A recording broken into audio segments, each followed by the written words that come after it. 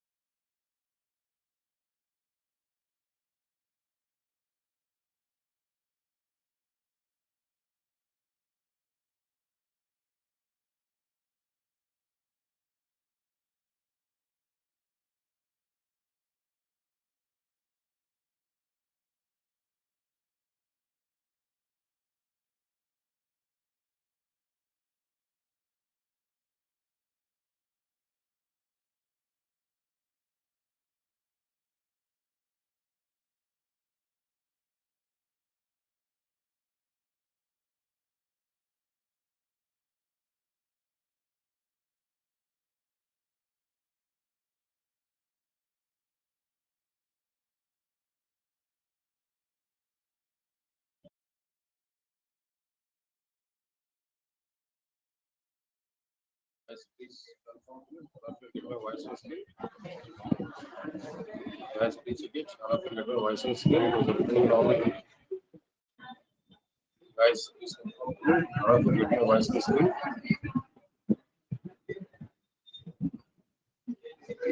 All of you guys, please confirm me.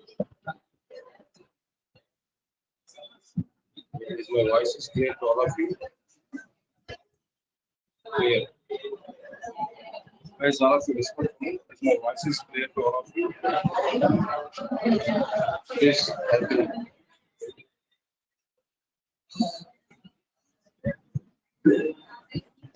Okay. think some background noise we are getting there. 1 minute, just 1 minute, 1 minute. Now check it, guys. Is my voice is clear? Still background noise? Still background noise? Is my voice is clear now? Everybody, this one.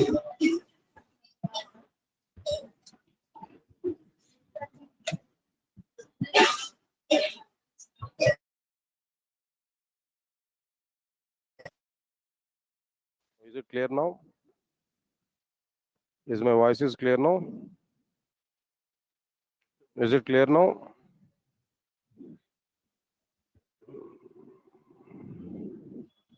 Right. Thank you.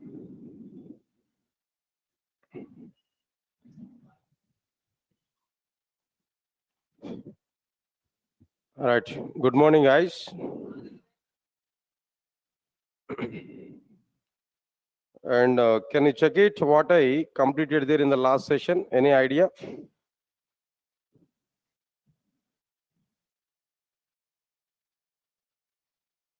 Right. I think so. We are discussing about differences between Java and others. That part we are discussing. Okay. Now tell me how many differences we completed so far? How many differences we completed so far? 2 differences we completed, right? And third difference we have to start. What are the 2 differences we completed previously? First one is C and C++ are static programming languages, whereas Java is what? Dynamic programming language. Can you tell me what is the reason for it now? In C and C++ applications, memory will be allocated for primitive data types at what time? Their compilation time. So C and C++ are static programming languages. In the case of Java, that means Java is a dynamic programming language. In the case of Java, memory will be allocated for primitive data types at the runtime, not at compilation time. So Java is what? A dynamic programming language. That's okay, leave it. Next one is preprocessor is not required. Preprocessor is required in C and C++, whereas preprocessor is not required in Java. What is this preprocessor? Why this preprocessor is required? All the points I discussed already. Preprocessor location is what? In compilation, the first phase is what? No, preprocessor phase only. In compilation, the first phase is what? Preprocessor only. That's okay, fine. Next one is, what is the job of the preprocessor?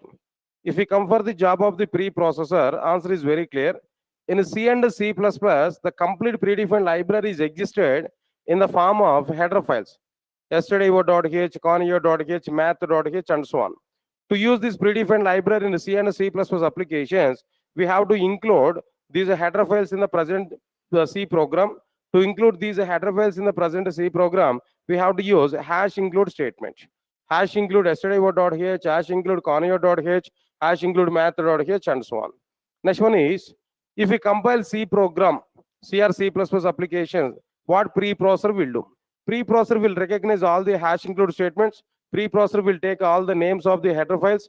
Preprocessor will search for them in the C software. If they are not existed, then preprocessor will give some error message. If they are existed, preprocessor will load these header files content to the memory. Loading predefined library at compilation time is called a static loading. So preprocessor is following static loading. In C and C++ applications, preprocessor is required in order to recognize hash include statements and in order to load header files content to the memory. Because of that reason, preprocessor is required. Leave this point here. Next one is why preprocessor is not required in Java.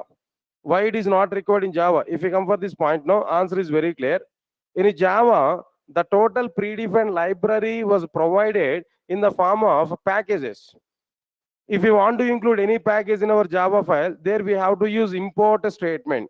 Import java.io.store, import java.util.store, import java.sql.store. Like this, we are able to provide.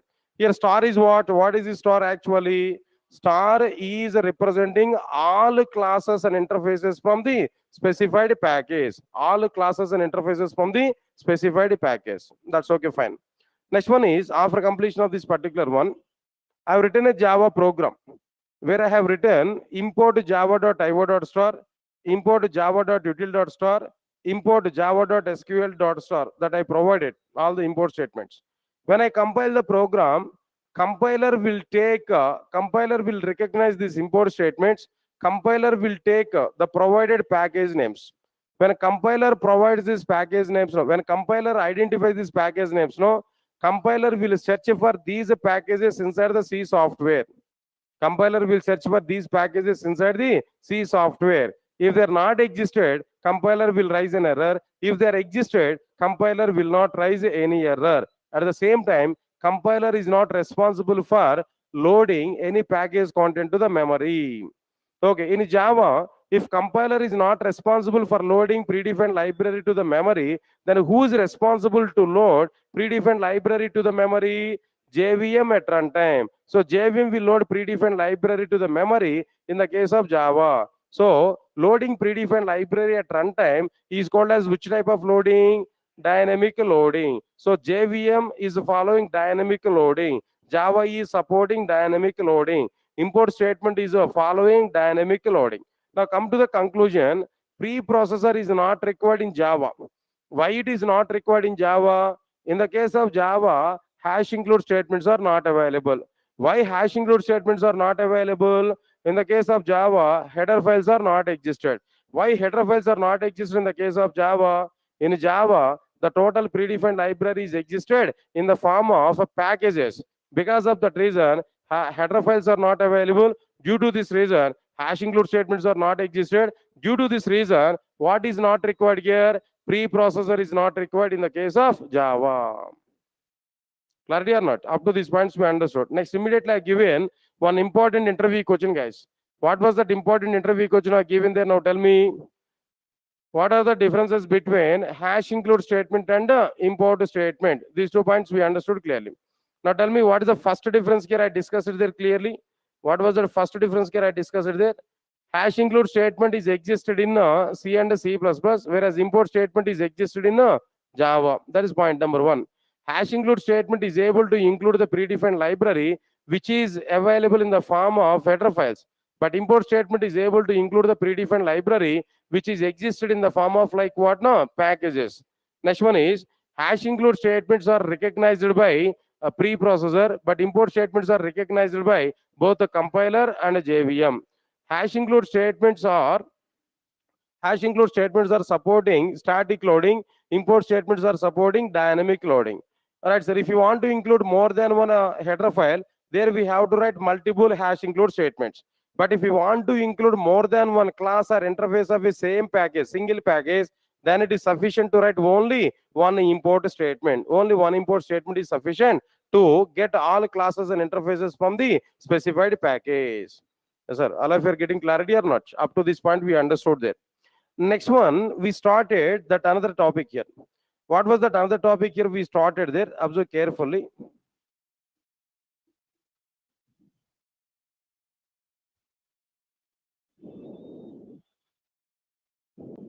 Right, sir. What was that another topic here we started there? Third point is, C and C++ are platform dependent programming languages, but Java is what? Platform independent programming language. This is exactly the point now. All right. Before understanding C, C++, Java, whether they are platform dependent or platform independent, before that, first we have to understand when a programming language is platform dependent programming language and when a programming language is platform independent programming language. That we have to understand now. Understand my point here? When a programming language is platform dependent and when a programming language is platform independent, that we have to understand. Observe carefully. If any programming language allows its applications to perform compilation is on one operating system and execution is on another operating system. If any programming language allows its applications to perform compilation is on one operating system and execution is on another operating system. compilation and execution both must be on the same operating system. Please remember this. I think I given wrong statement. Now I'm giving right statement. Observe carefully.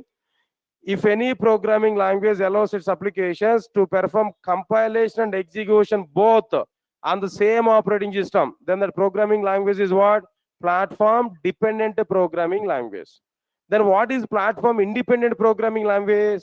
If any programming language allows its applications to perform compilation is on one operating system and execution is on another operating system, then that programming language is what now? Platform independent programming language. Right, sir. Now tell me, what is the example for platform dependent programming language? No, C and C++ are the examples for platform dependent. What is the example for platform independent programming language? Java. That's okay. They are the 2 points here we have to understand. But now my point is what?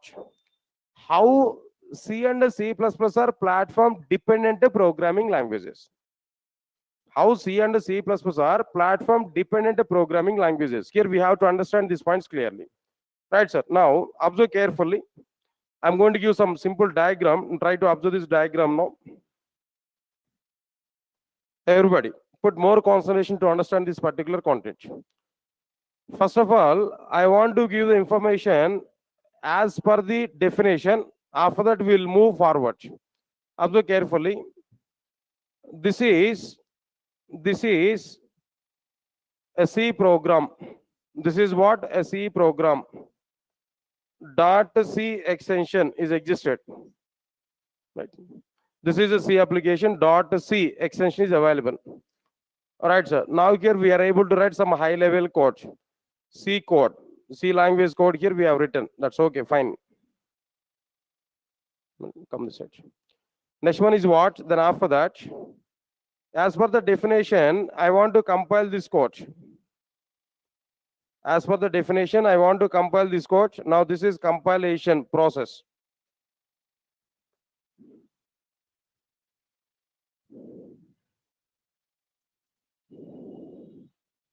Compilation. When we compile this code, now tell me guys, all of you now tell me, which file will be generated after compilation of the C program? .class or .exe? .exe files here we are getting. Now here this is like what? No, .exe. Observe carefully. Whenever we are getting .exe, then here we need to execute the .exe file or not. So here we have to execute that program.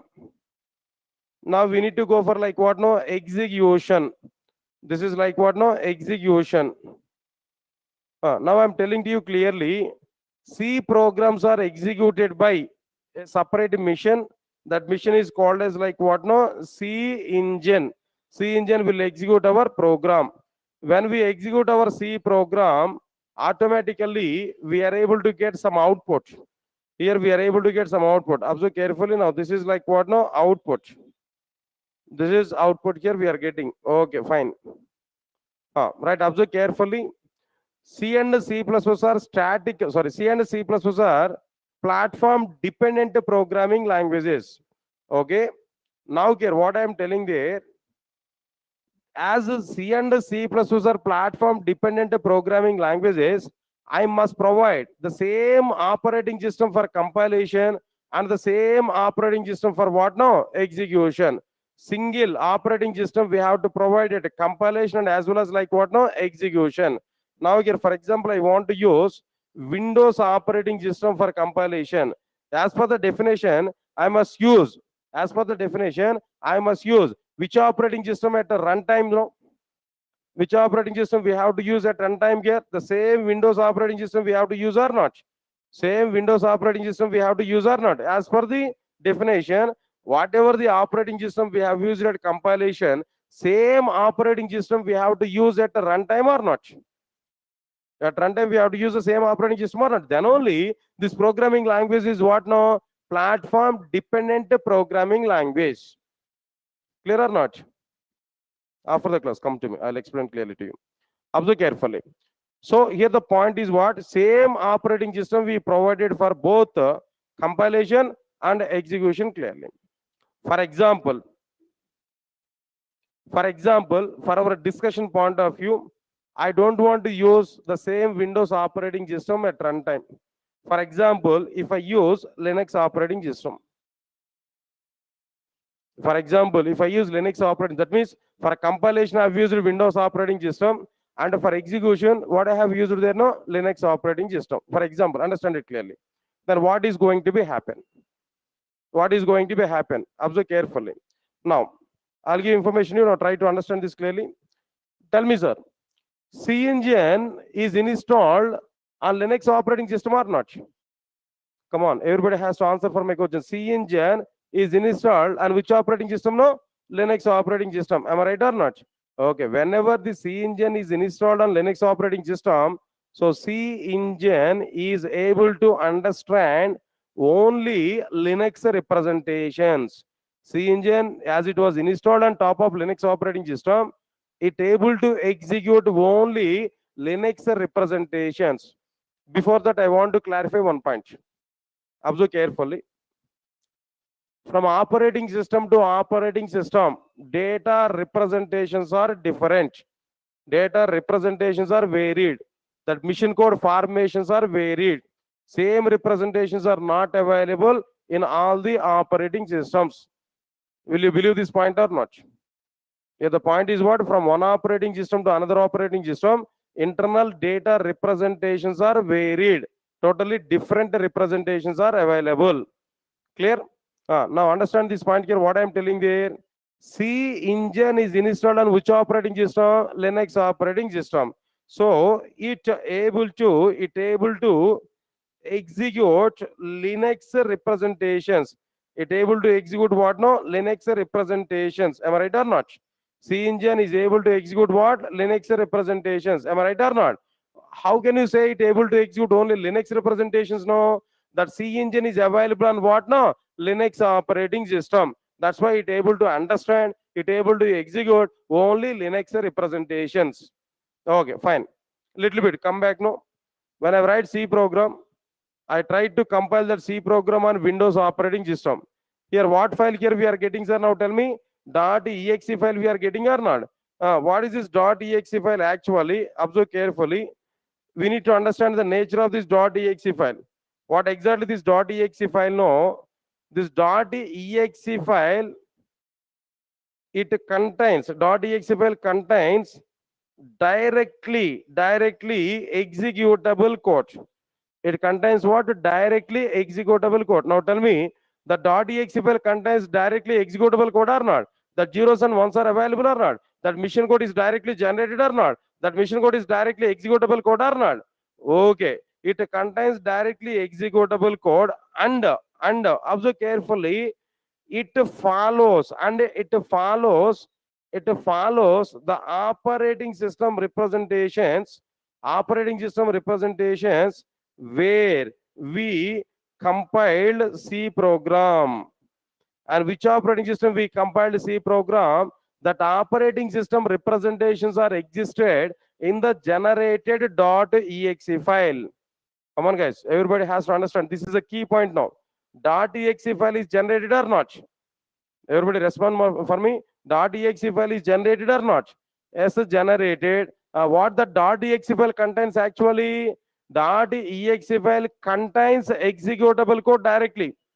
Executable code. But what is the nature of that executable code? That executable code follows the operating system representations where we compiled C program. That is this .exe file contains which representations, sir? .exe file contains which representations? Now tell me, Windows representations or not? Now this .exe file is a Windows represented .exe file. This .exe file is what now? Windows represented .exe file. Am I right or not? Okay, this .exe file is having Windows representations. This .exe file contains what? Windows representation. Clear or not? Observe carefully. If it is Windows represented .exe file, then in which operating system it will be executed? Now tell me. It is where it is possible to execute this Windows represented .exe file. In which operating system we are able to execute this Windows represented .exe file? To execute this Windows represented .exe file, again we require same Windows operating system at runtime or not? Observe carefully. Already this .exe file contains Windows representations. If we want to run this Windows represented .exe file, definitely we must require the same Windows operating system. Am I right or not?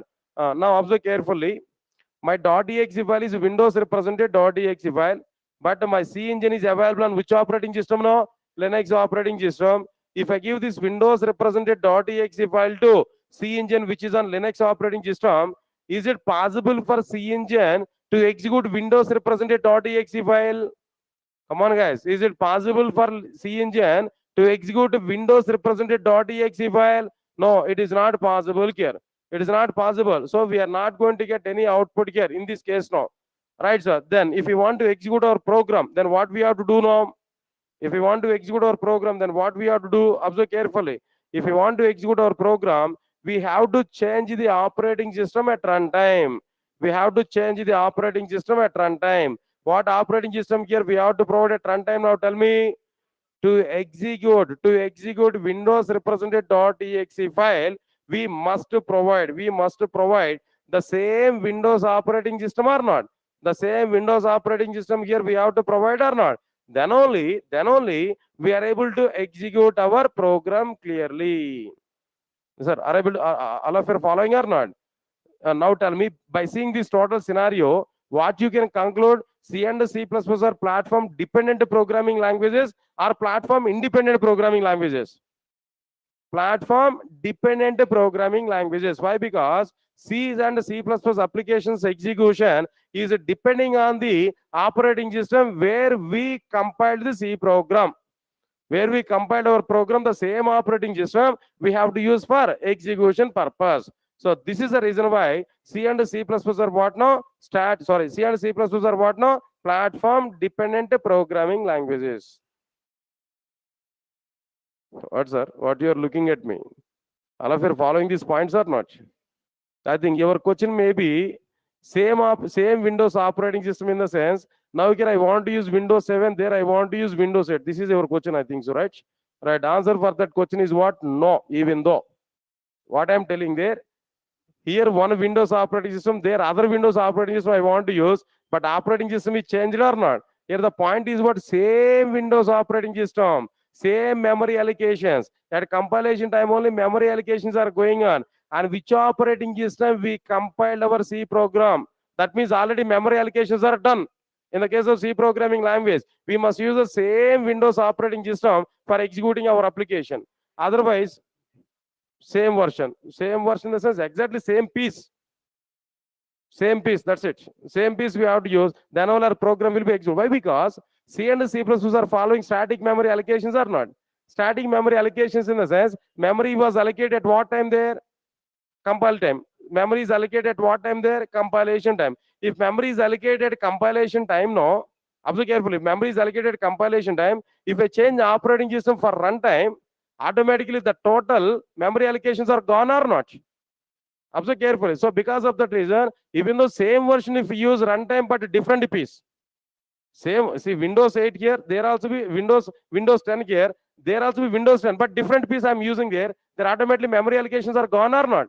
Even though same version of operating system we have used now. That's why I'm telling there clearly, same piece we have to use for compilation and for execution, then only we are able to get our output clearly. But in the diagram I specified to you high level, Linux operating system I have taken for our discussion point of view, but strictly speaking, same operating system we have to use for both compilation and for execution clearly. Clear? All of you are getting clarity? Right, sir. People are still not digesting the content now.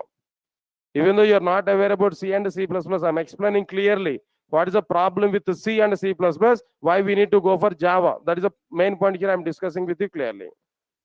Right? Clear? Clear? Give some smile, sir, at least. Now it's okay, fine. Now tell me, what is platform independent programming language?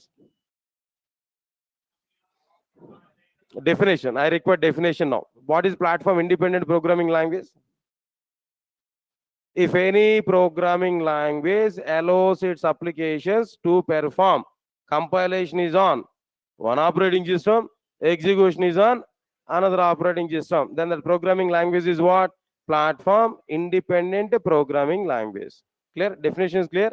What is the example for it? No, Java. Java is an example for platform independent programming language. But here my concept is why Java is a platform independent programming language. How Java is a platform independent programming language. Listen carefully. Next 15 minutes of time. Time is very, very important. Concept is very, very important. Now, previously we discussed about C and C++. Whether you understood it or not, that doesn't matter. But Java we have to understand. So next 15 minutes of time, complete attention is required. Everybody, complete attention is required. So put more concentration on my content now. I think my online people might be sleeping now. I'm giving information to you. Please wake up. Try to understand the content. Yes, sir. Am I right or not? Those who are attending in online. If you're sleeping, just wake up. Now sit properly and listen the content. Right. Let's move on to the how Java is a platform independent programming language. First of all, let me prepare the diagram as per the definition. Platform independent programming language. Let me prepare the diagram as per the definition. Right, sir. Observe carefully. This is Java program. This is Java application. If it is Java application, what is that extension, sir? .java. That's fine. Now, whenever we are having .java, we need to compile the program or not? Definitely here we have to compile the program or not. So here we have to go for what now? Compilation. Then we have to go for what now? Compilation. Right, sir. Now, for compilation, we are going to use one operating system. I will confirm it later on. What is that operating system we are using? Now tell me, in the case of Java, when we compile our program, tell me here which files here we are able to get no? In the case of C and C++, .exe, .obj or something else. But in the case of Java, no confusion. In the case of Java, no confusion. Which files here we are getting no? Class files here we are getting, not .exe. In Java, very clear that only two files, only two types of files, .java, .class. Before compilation, .java. After compilation, .class. That's very clear. Okay, fine. Whenever we are getting .class file, then I want to execute this .class file multiple times. I want to execute this .class files multiple times. Observe carefully, all of you know. Now here the point is like what I'm telling. No, one time I want to execute this program in other operating system, different operating systems I will provide. No, now this is like what here? Execution process. This is execution process. For execution purpose, we have to use one operating system. What is that operating system? I'll confirm that later on. When we execute this Java program, there we are able to get some outputs. There we are able to get what now? Some outputs here we are able to get when we execute that program here. This is like what now? Output. Okay. Then we have to start execution process for this. Okay, fine. Now this is one-time execution. Similarly, I want to execute the same Java program multiple times. This is second time execution. This is a third time execution.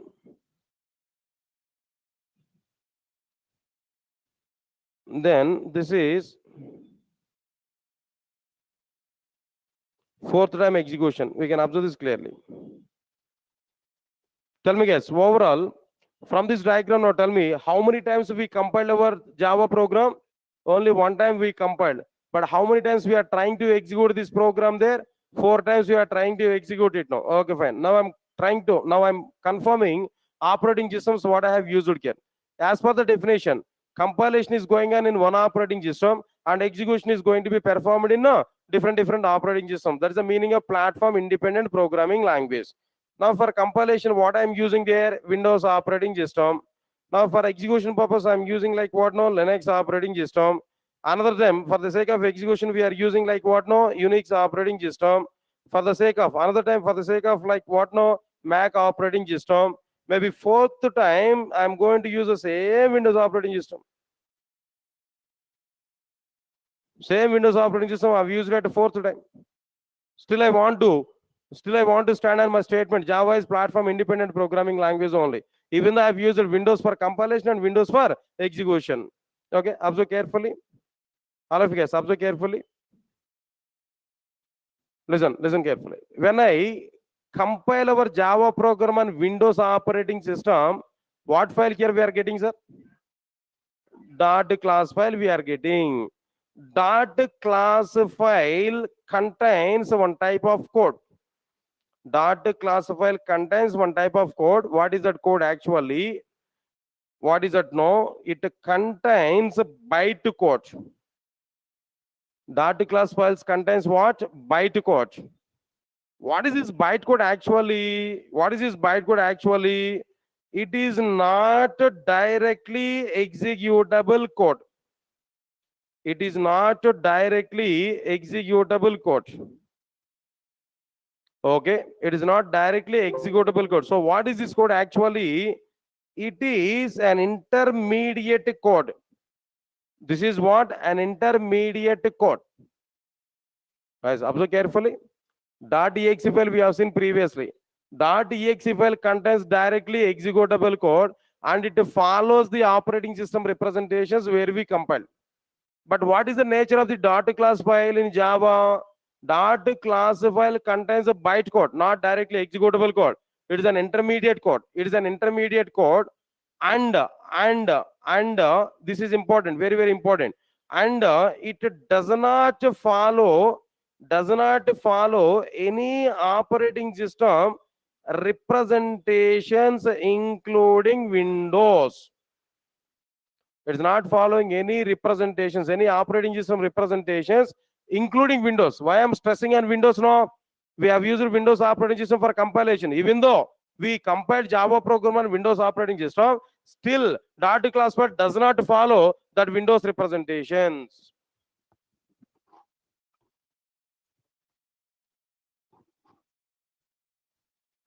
Yes, sir. Got it or not?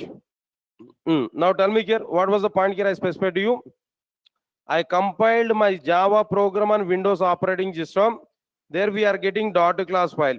What is the nature of the .class file? .class file contains a bytecode. Digest these points now. These points are very much required for our applications. .class files contains a bytecode. It is not directly executable code. This is what now? It is an intermediate code. Intermediate code, not source code, not executable code. It is an intermediate code and it does not follow any operating system representations, including Windows. So this code is a neutral code or not? This code is a neutral to operating systems or not? Okay, can I say .class file is a platform independent file or not? .exe file, platform dependent. .exe file, platform dependent. But .class file is an independent to the operating systems or not? Okay, please remember this point here. This is one part. And now observe carefully. How many times we are executing our program, sir? 4 times we are executing our program. Am I right or not? Now tell me, first time on which operating system now? Linux. Second time on which operating system? Unix. Third time on which operating system? Mac. Next time is on which operating system? Windows. But here the point is what? If we want to execute any code in a Linux operating system, that executable code must have Linux representations. If we want to execute anything on Unix operating system, then that executable code must have Unix representations. If you want to execute this bytecode on a Mac operating system, that bytecode must have Mac representations. If you want to execute that bytecode on Windows operating system, that bytecode must have Windows representations. Then only we are able to execute that respective code. Come again, all of you are following my point or not? First of all, tell me what is the nature of this .class file? .class file contains which code? No, bytecode. It is not directly executable code. It is an intermediate code, and it does not follow any of the operating system representations, including what? Windows. Even though we compiled program on Windows operating system, The generated dot class file does not have Windows representations. Clear or not?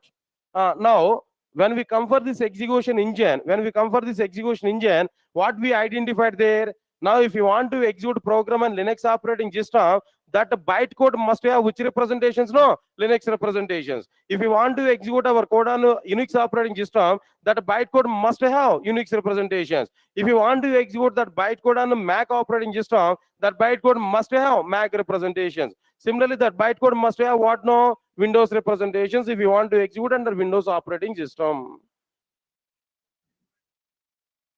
Let me explain. Okay, fine. This is my requirement. Here we provided neutral bytecode.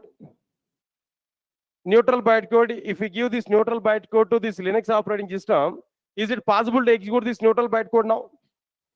If we give this neutral bytecode to Linux operating system, is it possible to execute that neutral bytecode in Linux environment? Possible or not possible? Not possible. Why? Because this is what? Intermediate code. It doesn't follow any operating system representations. Am I right or not? But here, execution process required which representations can know? Linux representations. Am I right or not? Okay, similarly, is it possible to execute this dot class file directly on this Unix operating system? Possible or not possible? Not possible. Is it possible to execute this neutral bytecode on Mac operating system? Not possible. Is it possible to execute this dot class file on this Windows operating system? Not possible. But if I want to make it is possible, then what I have to do? I want to make it is possible. Not possible. Directly it is not possible to execute it. But I want to make it is possible. If you want to make it is possible, then what we have to do there? Simply, we need a converter. We need a converter to translate our bytecode from neutral nature to the local operating system representations or not. We have to convert our bytecode from neutral nature to the local operating system representations or not. So what we require here? Here we require converter or not? Right, where we require converter? No, exactly here we require converter. Exactly here we need what? No, converter. So we need to provide that conversion mechanism or not? All right, so now let me provide this conversion mechanism. Now here we require conversion mechanism. Here we require conversion mechanism. Then here we require conversion mechanism. And again here we require what? No, conversion mechanism. Observe carefully. Here what we require there. This is like what? No, converter. Instead of saying converter, we can say translation. Instead of saying conversion, we can say like what? No, translation. Both are same, no issues. Now here conversion. Then this is like what? Next one here, conversion. Here also conversion we required. Now here also what we required? A conversion here. Observe carefully. If these conversions are existed, then what I am telling there, this neutral bytecode will be given to this converter. Neutral bytecode will be given to this particular converter. Then what this converter will do, sir? Now tell me. This converter will convert this bytecode from neutral nature to local operating system representations. That is what? Linux representations. Similarly, if we give this dot class file to this converter will convert this bytecode from neutral nature to Unix operating system representations. That Unix operating system representations are given to this execution process. This execution process will execute that code. There we are getting some output. If we give this dot class file to this converter will convert that neutral bytecode to Mac operating system representations. Then Mac operating system representations are executed by this execution process, and we are able to get some outputs clearly. Right, sir. Now the same scenario is going on in the last case also. What was that last case now? This dot class file we are given to this converter. It able to convert that bytecode from neutral nature to Windows representations. That Windows represented bytecode will be given to this execution process. This execution process will execute that Windows represented bytecode, and it able to give some outputs clearly. If you're following or not? Right. Now observe carefully. Here converters are required or not? Translators are required or not? The translators are translating our code from neutral nature to local operating system representations. Whatever the code we converted from neutral bytecode to local operating system code, that local operating system represented code is nothing but a native code. Native code. NATIVE, native code. Whatever the code we converted through converters with respect to the local operating system, that code is nothing but what? No, native code. Tell me, all of you now, tell me, what is the job of this converter here? What exactly the job of the converter? Job of the converter is what? Translating byte code to native code or not? Translating byte code to native code or not? Translating our program from byte code to native code or not? Then what is this native code actually? Native code is a byte code with operating system representations. Native code is a byte code with local operating system representations. Am I right or not? No response, guys. Right, sir. Okay, fine. Finally, with the help of this converter, we executed our program. We are able to get some outputs. But here my question is, how we are able to get these converters to execute our programs? How we are able to get these converters? Observe carefully. These conversion mechanism and execution mechanism, this conversion mechanism and execution mechanism, both are provided by Sun Microsystems in a single device. This conversion mechanism and execution mechanism both are provided by Sun Microsystems in a single device. Right, sir. Conversion mechanism and execution mechanism both are provided by Sun Microsystems in a single device. That device name is called as JVM. The device name is what? JVM. What is this JVM, sir? Now tell me. Java Virtual Machine. What is this JVM now? Java Virtual Machine. Clear or not? JVM is what? Java Virtual Machine. I'm asking one question to all of you guys. Now tell me, what exactly the responsibilities of Java in the Java programs execution? What exactly the responsibilities of the JVM while executing Java program? Two responsibilities are available for JVM. What are the two responsibilities? No, conversion as well as what? No, execution, translation and executing. Translating byte code to the native code and executing that native code. Translating byte code to native code and executing that native code. This is what exactly the responsibilities of JVM. Yes, sir. We have to remember forever this statement now. Throughout our life, we have to remember the statements here. What JVM will do while executing Java programs? No, two things that JVM is able to do. What are the two things? No, translating our byte code to native code and executing that native code. Here, what is native code?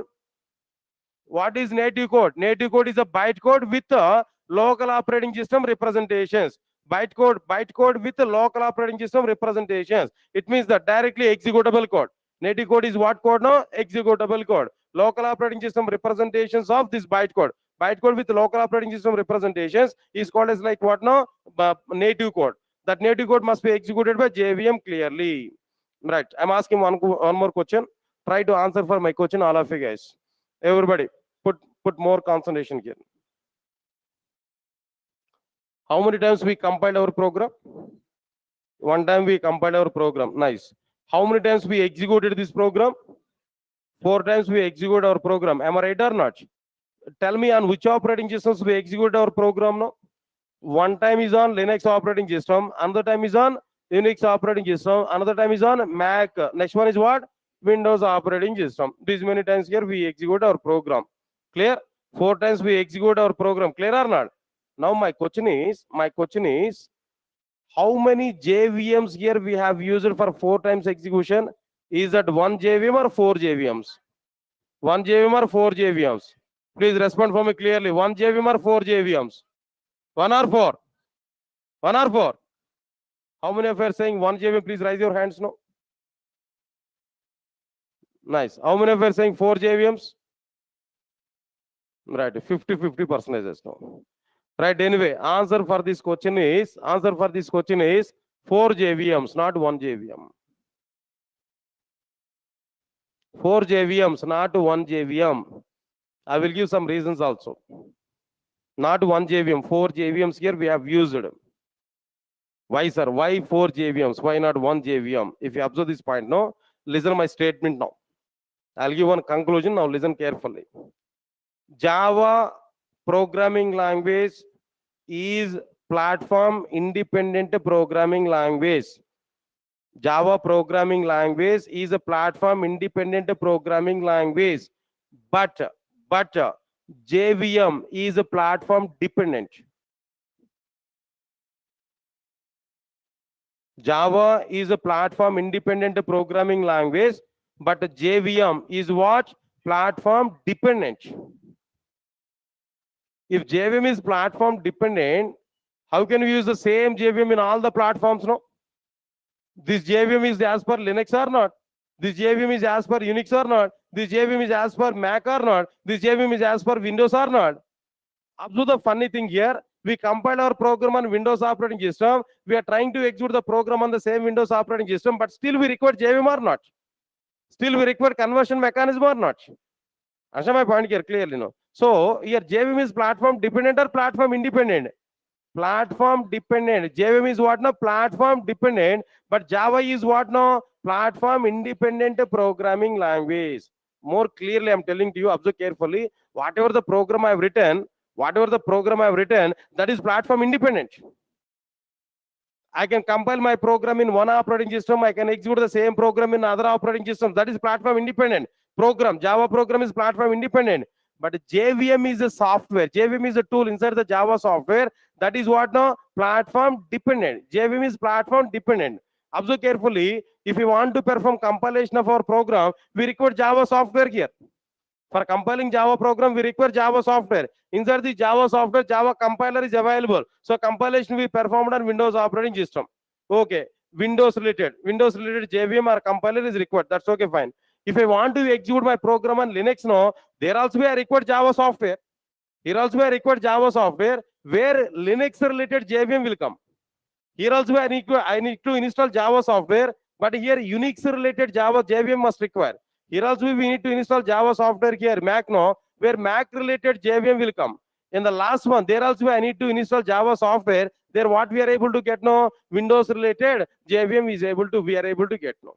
That means what is the meaning of it no? By this what I am telling the clarity, Java is a platform independent programming language. But JVM is what no?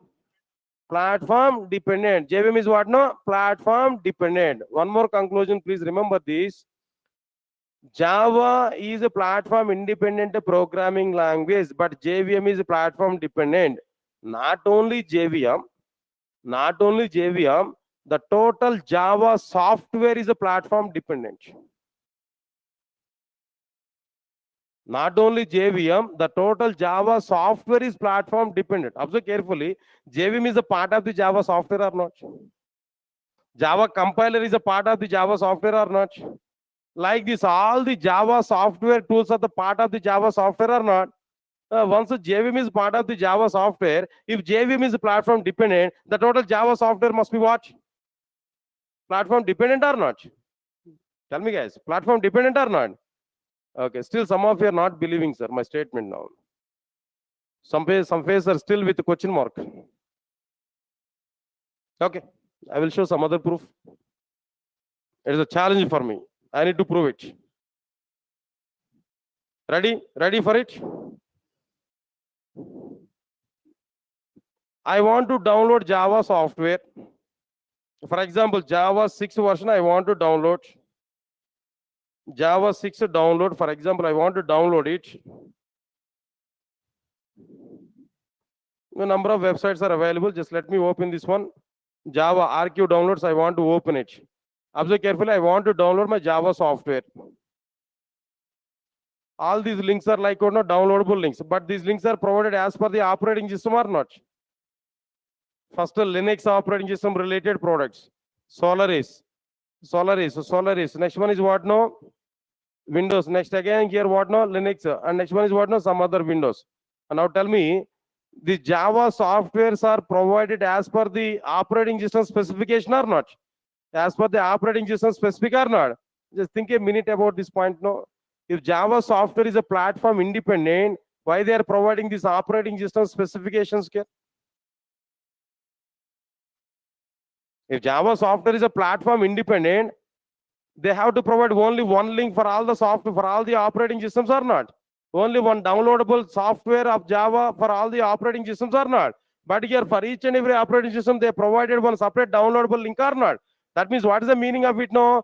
Java software is on Windows is different. Java software on Linux is different. Java software on Unix is different. That means Java software is as per the operating systems or not? No response, guys. So by this, what is the conclusion here? Now tell me, what is the conclusion from this? No, Java software is what? Platform dependent or platform independent? Platform dependent. But Java programming language is what? Platform independent. So the conclusion is what?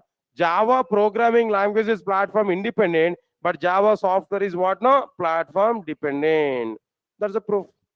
It's not my own information. I have not created this page now. This page was provided by Aragil Corporation. Aragil people have given the total Java software download is as per the operating systems. No, so there itself we can understand. Java software is a platform dependent. Answer my point. For example, if I click on this particular link, Java software will be downloaded. Am I right or not? But inside this Java software, which compiler will come, which JVM will come? No, Solaris compiler, Solaris JVM will come. That means Solaris based compiler, Solaris based JVM will come. For example, if I click on might be some other link here. Some other link is what? Windows related link. If I click there, if I click on this Windows related link, for example, here Windows operating system is available. Windows related link, if I click there, Windows related Java software will be downloaded. In that Windows related Java software, what we are having there now, Windows related compiler is available. Windows related JVM will come here automatically. Okay, fine. I will ask one more question. I'll try to understand this now. Before downloading Java software, first we have to confirm which operating system we are having in our laptop. First, we have to confirm which operating system we are having in our laptop. What operating system we are having in our system, first we have to confirm that. As per that operating system only, we have to download the respective Java software. For example, in my system, Windows operating system is available. So from this website, I have to download which Java version there, no, which Java software, Windows related Java software only. For example, my operating system is Windows operating system. For example, if I download a Linux-based Java software from internet, but my operating system is what? Windows operating system. Is it possible to install Linux-based Java software on Windows operating system? Come on, guys, you have to answer for my question. Is it possible to install Linux-based Java software on my Windows operating system? No, not at all possible. Internally, architectural level differences are coming. Internal representations point of view, differences are coming. So it is not possible to install Linux-based Java software on our Windows operating system. Points are clear or not? Right, sir. This is the reason why Java software is a platform dependent, whereas Java programming language is what? No, platform independent programming language. Clear, guys? All of you are getting clarity on my statements now? All of you are getting clarity on my statements now? All right, sir. Now here I want to ask one interview question now. I will ask one interview question. Everybody has to respond for my interview question. Ready for it? Right, sir. What is my interview question? Understand it clearly. What is my interview question? What are the differences between .exe file and .class file? .exe file and .class file. What are the differences between .exe file and .class file?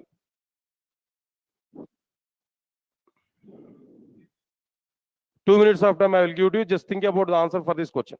This is damn sure interview question for the freshers. If you go for freshers there, yeah, when we provide C, C++, Java in our resume, definitely there is a chance to ask this question by that interviewer to you. So just 2 minutes of time. Already you know that. What is .exe file and what is .class file, that we already understand. Even I stressed some points already while explaining this .exe file and .class file. Just recollect all these points now. Okay, now tell me what is the first point here now, where these two things are existed, guys. Tell me, .exe files are existed in C and C++. Nice. .exe files are existed in C and C++. But .class files are existed in Java. .class files are existed in what? Java. Okay, that is the first difference here we understood. Okay, that's okay, good, common. Second one is what they are having, what they contains actually. Now tell me, .exe files contains what? .exe files contains a directly executable code. Am I right or not? .exe file contains a directly executable code. But whereas dot class files contains what? Contains what? Bytecode. Contains a bytecode. What is this bytecode? No, is it directly executable code or not executable code? Not executable code. It is not directly executable code. It is not directly executable code. That's okay, fine. Now, point number 3. Observe carefully. Platform dependent or platform independent? Which file is platform dependent and which file is platform independent? No. .exe files are platform dependent. Platform dependent. And which operating system that C program is compiled? Its dependency is available in the respective .exe file.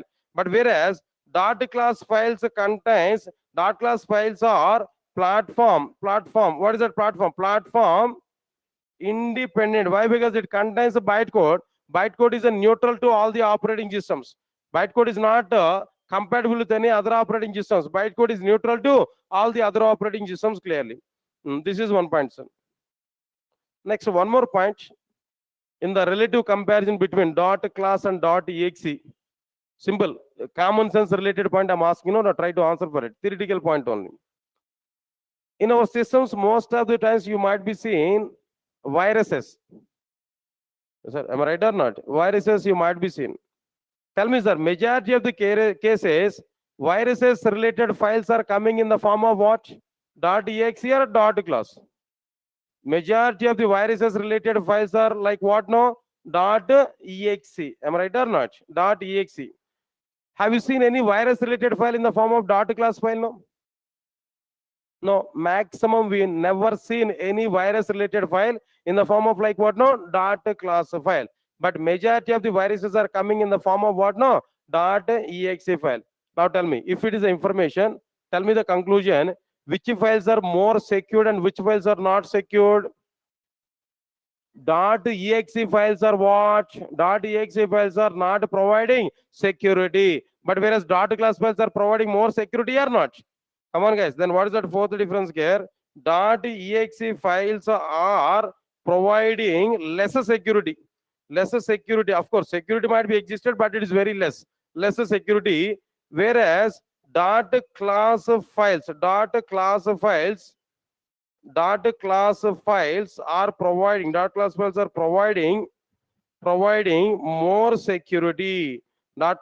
providing more security. So finally, 4 differences here we understood clearly. What are these 4 differences here we understood, sir? Now tell me. First one is what? .exe files are existed in C and C++, whereas .class files are existed in Java. Then what is the second point here? .exe files contains directly executable code, whereas .class files contains bytecode. It is not directly executable code. Next one is what? .exe files are platform dependent, whereas .class files are platform independent. .exe files are providing less security, whereas .class files are providing more security. That's it, guys. Now this total difference is completed. All of you are getting clarity? Right? Just can I give one more time the total overview? Just 1 minute of time. 1 minute of the total brush up. Can I give that about this particular point here? Okay, everybody follow along with me. Everybody follow along with me. I will ask some questions to you. You have to answer for my questions, right? First of all, what is the title here I provided, sir? Now tell me, what was the title here I've given there? C and C++ are platform dependent programming languages, but Java is what? Platform independent programming language. Nice, we understood this point. First of all, tell me, what is platform dependent programming language? I need answer, exact definition I required here. If any programming language allows its applications to perform compilation and execution on the same operating system, then that programming language is what? Platform dependent programming language. Tell me, what is platform independent programming language? If any programming language allows its applications to perform compilation is on one operating system, execution is on another operating system, then that programming language is what? Platform independent programming language. Tell me the example for platform dependent programming languages. C and C++. Tell me the examples for platform independent programming languages. No, Java, Python. Okay, no problem. Java, Python. In Java, JVM is available. In Python, PVM is available. In Python, PVM, Python virtual machine. In Java, Java virtual machine. That's it. Okay, fine. Now, how can you say C and C++ are platform-dependent programming languages? No, your answer is very clear. If you compile C program on Windows operating system, .exe file will be generated, which contains directly executable code, and it has Windows representations. If you want to execute this Windows represented executable code, we must use the same Windows operating system at runtime. Otherwise, that program will not be executed clearly. So here, what we have to do now? Initially, we provided Linux operating system. On Linux operating system, Windows representations are not going to be executed. Because of that reason, we provided the same Windows operating system for our execution as we compile our program on Windows operating system. That's okay, fine. How can you say Java is a platform independent programming language? No. Here the point is what? When we compile our Java program on Windows operating system, there automatically .class files are generated. What is the nature of the .class files? .class files contains bytecode. It is not directly executable code. It is an intermediate code, and it does not follow any operating system representations, including Windows. Why I'm stressing on Windows? No, there only we compiled our Java program. Even though we compiled Java program on Windows operating system, the .class file doesn't have Windows representations. It's a neutral bytecode. But here the question is what? If you want to execute this bytecode on any of the operating system, that bytecode must be converted to local operating system representations. So if you want to execute this neutral bytecode on any of the operating system, we need some converter. As per the context, here we have taken 4 times execution on different operating systems. So 4 times converters here we required.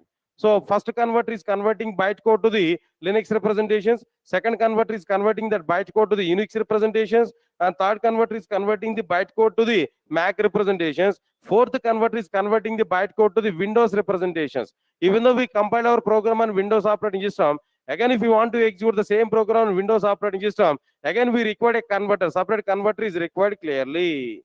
Got it or not? Now here, how these converters are provided by Sun Microsystems actually? Sun Microsystems has provided this total conversion mechanism and execution mechanism. Conversion mechanism and execution mechanism as a single component. That single component is called as what?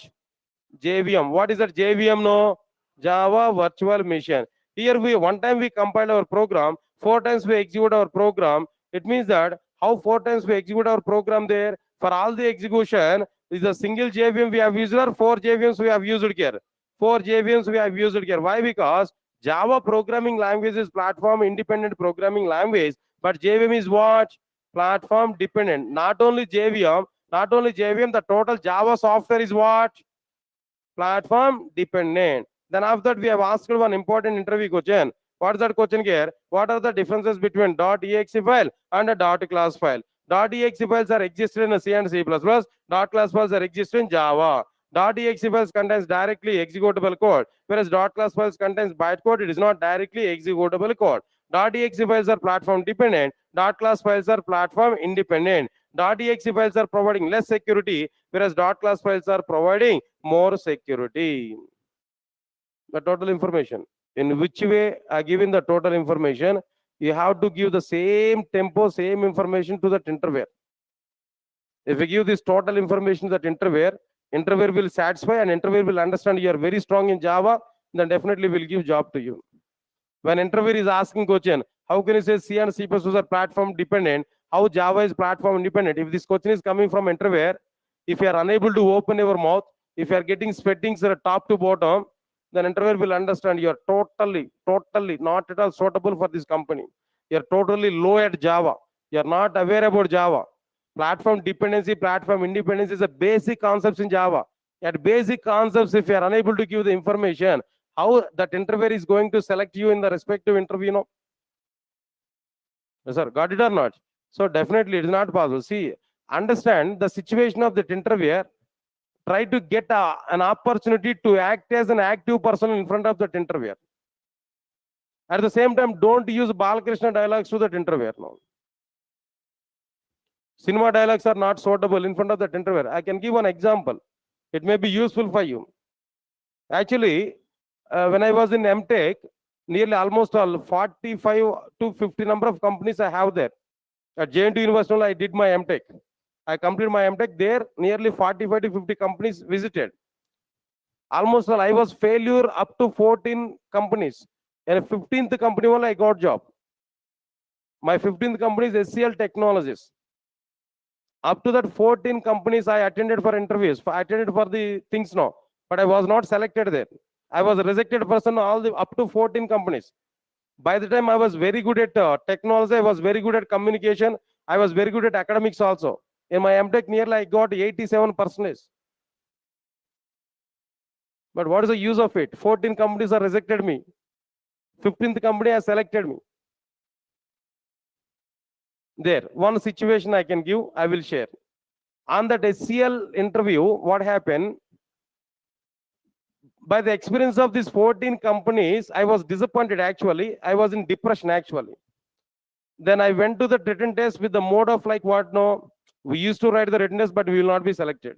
With that model, I went for the written test. Luckily, I cleared that written test.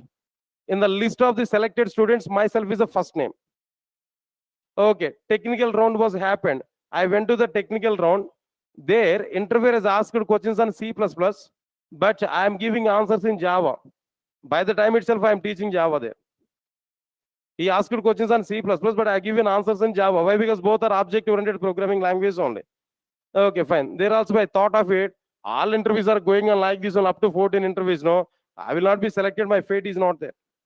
Then when I came outside, when they announced the total selected list, no, again myself is the first person. The remaining round is what? HR round only. But in the technical interview, what happened? From MTech, from all branches of MTech, computer science and software engineering and electronics and electrical, from all branches of MTech, finally 35 members are selected. 35 members are selected from technical interview. All branches of MTech. Luckily, what I seen there, HCL Technologies didn't selected BTech people and MCA people. They selected only MTech people. I don't know what is the reason for it. At my time. And my interview, nearly all MTech people are selected. Remaining people are not selected. What I thought there, all BTech students are selected earlierly in all companies. No, 14 companies are rejected as now. Meanwhile, all BTech people might be selected, MCA people might be selected. We are the scrap we remaining there. Observe carefully. Okay, only these people are selected. Only MTech people, 35 members were selected, promoted for HR round. Okay, we went to that HR round. Casually 4 or 5 questions they have asked there. Some other time I will talk about it. Which questions they have asked? No, they have asked 4 or 5 questions. No, I given clear-cut information. Lucky answers are given. Unfortunately, finally I was selected there. Out of 35 members went for that HR round. Out of 34 members, 35 members, 34 members were selected. One girl was not selected. Of course, she's not close to me. She's enemy to me in my class. She's crying. At morning 9 o'clock, we went to that campus interview. Night to 10 o'clock, they declared the results, selected students. Out of 35 members, 34 members were selected, but one girl was not selected. She's crying in outside of the room. She's my classmate. All my classmates gone. Only myself or two other members there, and she's crying in outside. She sat there and she's crying. Then, okay, fine. Even though she's not close to me, but she's my classmate, at least she's alone now. I have to take care about her or not. Then I went to her. Just I asked to her, hey, don't worry. Then this is only HCL Technologies in the next queue. Some other companies are coming. Don't worry for that. Why you feel much about it? Leave it. Some other company is waiting for you. Don't worry. Like that, I'm telling that information. Okay. Then after having some cool words to her, and she's okay now. She's set right. And okay, now she's in normal condition. After that, I asked to her, why you are not selected? You are very good at academics, no? You had very good percentage. Even after me, you are only the topper. But why you are not selected? What happened in your interview? Casually, I asked to her, what question you got in that interview? Then she replied to me, my question is very simple, but I don't know why I'm not selected. I asked her, what is your question? She replied to me, what do you know about HCL Technologies? This is a question that interviewer has asked to her. Then immediately I asked her, what do you reply for that question? She has given information like what? No. HCL is not much good company. SL is a normal company only. Actually, I'm preparing for Google, IBM, or Oracle, this kind of companies. They will come in the next week, no? For trial purpose, I came for this SCL technologies actually, but I'm not much interested about this one. If you take me, it's ever good. Your fate. But I'm preparing for some other company. She has given this type of answer to that interviewer. Now tell me, if you are the HR in a company, if any student is giving this type of information to you, will you select that person? Will you select that person? At least this is minimum common sense or not? That is the situation. If we talk bad about the company in front of that employee, how that employee is going to select this person then? So what is the story? What is the overall? What is the conclusion for this story? What I am telling to all of you, don't talk unnecessary things in front of that interviewer in our interviews. Don't have loose talk with that interviewer. Once you appear for an interview for a company, every time you have to talk positive about that company only. Don't degrade that company in front of that employee. First of all, think you need to have minimum common sense. That interviewer is the employee of that company. If you talk bad about that company, automatically what you are doing there, you are downing that employee also directly. Okay, then internal I thought of it, the same punishment that interviewer has given there, might be it is very good punishment, but she must know what is the problem there. Then immediately I said to her, you should not talk like that. But unfortunately, the situation was happened. Try for other companies there. Yes, sir. All of you are getting it or not? So in front of that interviewer, your character, and character in the sense your attitude must be important. Two things I can say. One is what? Don't have loose tongue with that interviewer. Don't say unnecessary information to that interviewer. What interviewer is asking, what you are giving, it must be relative. If interviewer is asking one question, so for example, interviewer may ask you, tell me something about you. Maximum we have to give your information only. Don't talk about your business and all these things. No. If you talk about your businesses, my father is having some mines business. If you talk like that, interviewer will say, go and do your business there. Who required your businesses now? Here we are appearing for interview for getting job only. So tell me about, in the sense, your information, your profile information, your academic career, or your fascination. Then about you we have to say. Your father is having 100 crores of rupees. Who required that? Who will listen that? That's why I'm telling to you, your information must be very much clear, pretty clear in front of that interviewer. Don't have loose strings and don't go for unnecessary data to that interviewer. Because of this reason, I lost my job in IBM. Actually, my brother is working with IBM. Durga sir is working with IBM by the time. IBM is a 14th interview actually. I went to that company in a HR round. Interviewer has asked to me the same question. What do you know about IBM? Please tell me the information now. Then what I said there, I know everything about IBM. My brother is working in the same IBM. Every day night, my brother is coming to me along with me. He opened the laptop, he used to do the work. Along with my brother, myself was in sometimes I used to do the work. I given this type of information. But who will allow me? Myself is not authorized person to do work at IBM. But I said to him, along with my brother, I used to do some work in IBM. Is an insecure problem or not? That security is not available or not? Some unauthorized person is accessing that IBM system or not? It will not be affected to me. It will be affected to my brother also. Because of that single reason, I was not selected in IBM. Later on, the same interviewer asked my brother also in the company. By the time, Durga sir is also a fresher. Just 1 year of experience person in the IBM. But myself is a fresher. The same interviewer asked to that my brother, then why your my brother has given this type of information? That's why I not selected. I didn't selected him. So too much personal information is also not suggestible to that interviewer. Not required, first of all. Professional information only we have to tell to that interviewer. What interviewer is required, up to that only you have to give. About your girlfriend's information, about your family members, too much information is not required. Sir, got it or not? I think so. This might be useful information. That's why I given this information to you. Just leave it, guys. Leave it. Now come for our content here. What next one here? How many differences we completed, sir, so far? How many differences we completed? 3 differences we completed. What are the 3 differences now? Tell me. First one is what? C and C++ are static programming languages, whereas Java is what?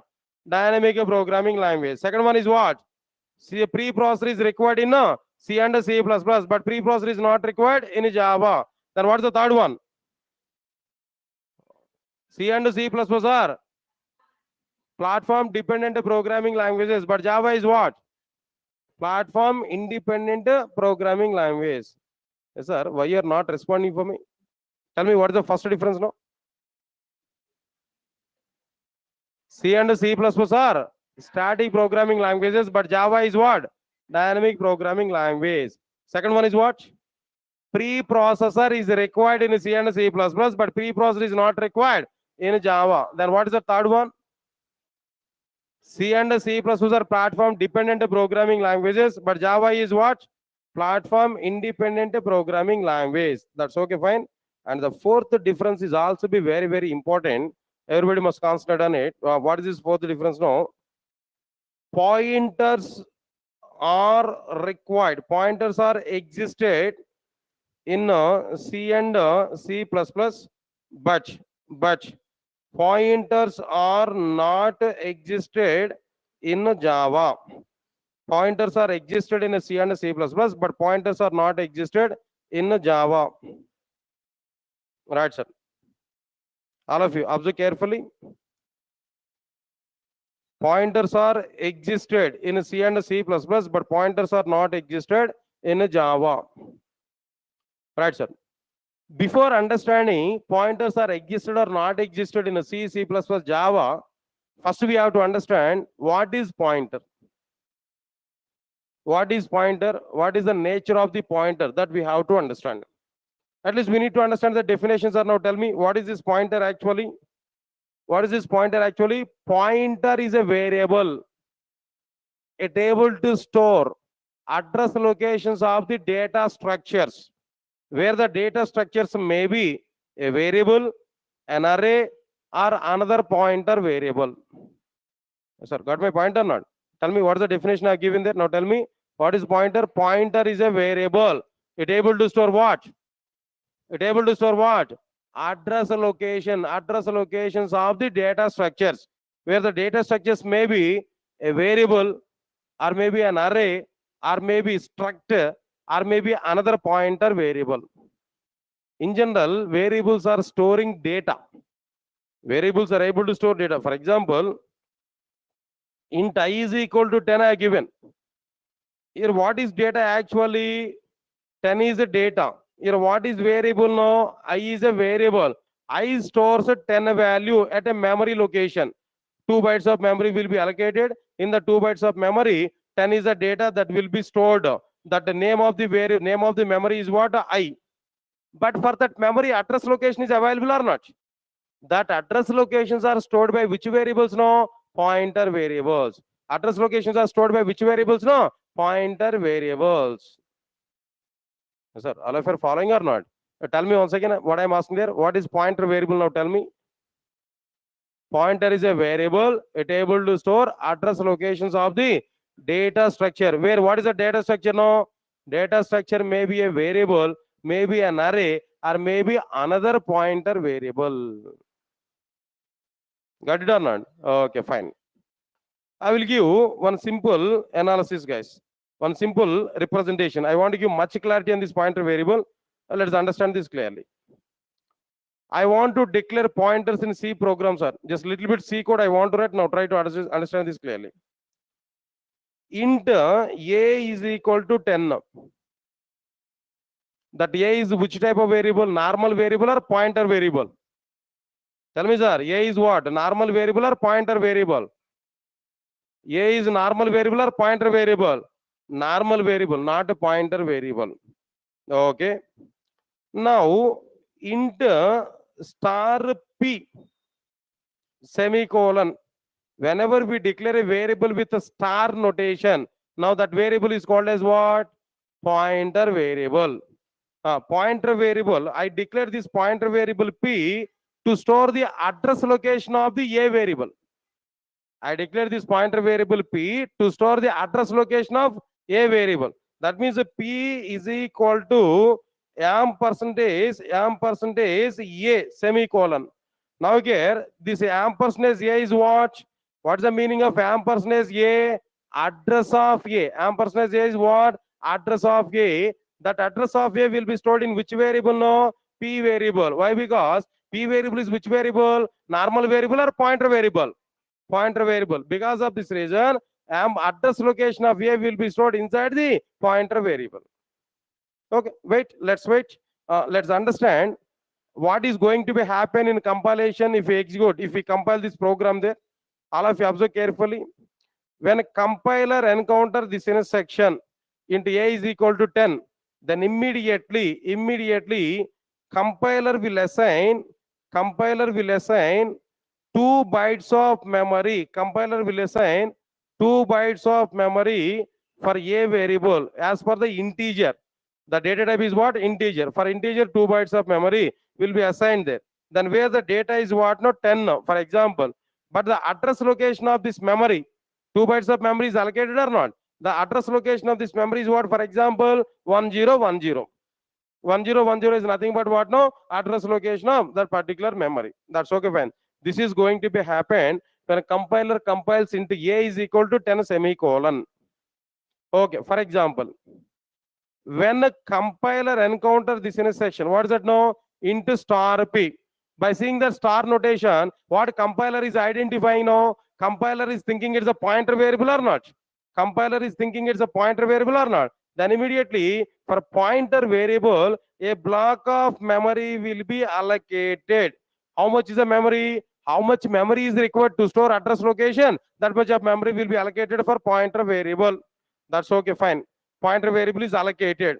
Next, when a compiler identifies this intersection, first it will execute this right side part. In every expression, which part will be executed first? No, right side part will be executed. The result of the right side part will be assigned to left side part. Now, first of all, ampersand A. Ampersand A is what now? Address location of A or not? What is that address location of A? 1010. That value will be assigned to the P variable or not? Whenever that value is assigned to the P variable, automatically 1010 will be assigned to P variable. Now P stores that 1010. Now literally we can represent that P variable is referring this particular memory, like memory location or not. Physically, if you want to represent that, P is referring that particular A or not. P is representing address of that A or not. So this is the meaning of like what no? Pointer variable. This is the meaning of like what no? Pointer variable. Understood this point clearly? Let's 2 minutes of time. Let me complete this part here, then after that I will wind up. Understand it clearly. Now my question is, what is pointer variable? We understood. What is pointer variable? We understood. Okay, fine. Just 1 minute, sir. Ishan, just wait 2 minutes of time. I will clarify your doubt. Don't worry. Just wait 2 minutes of time. Ishan. Okay.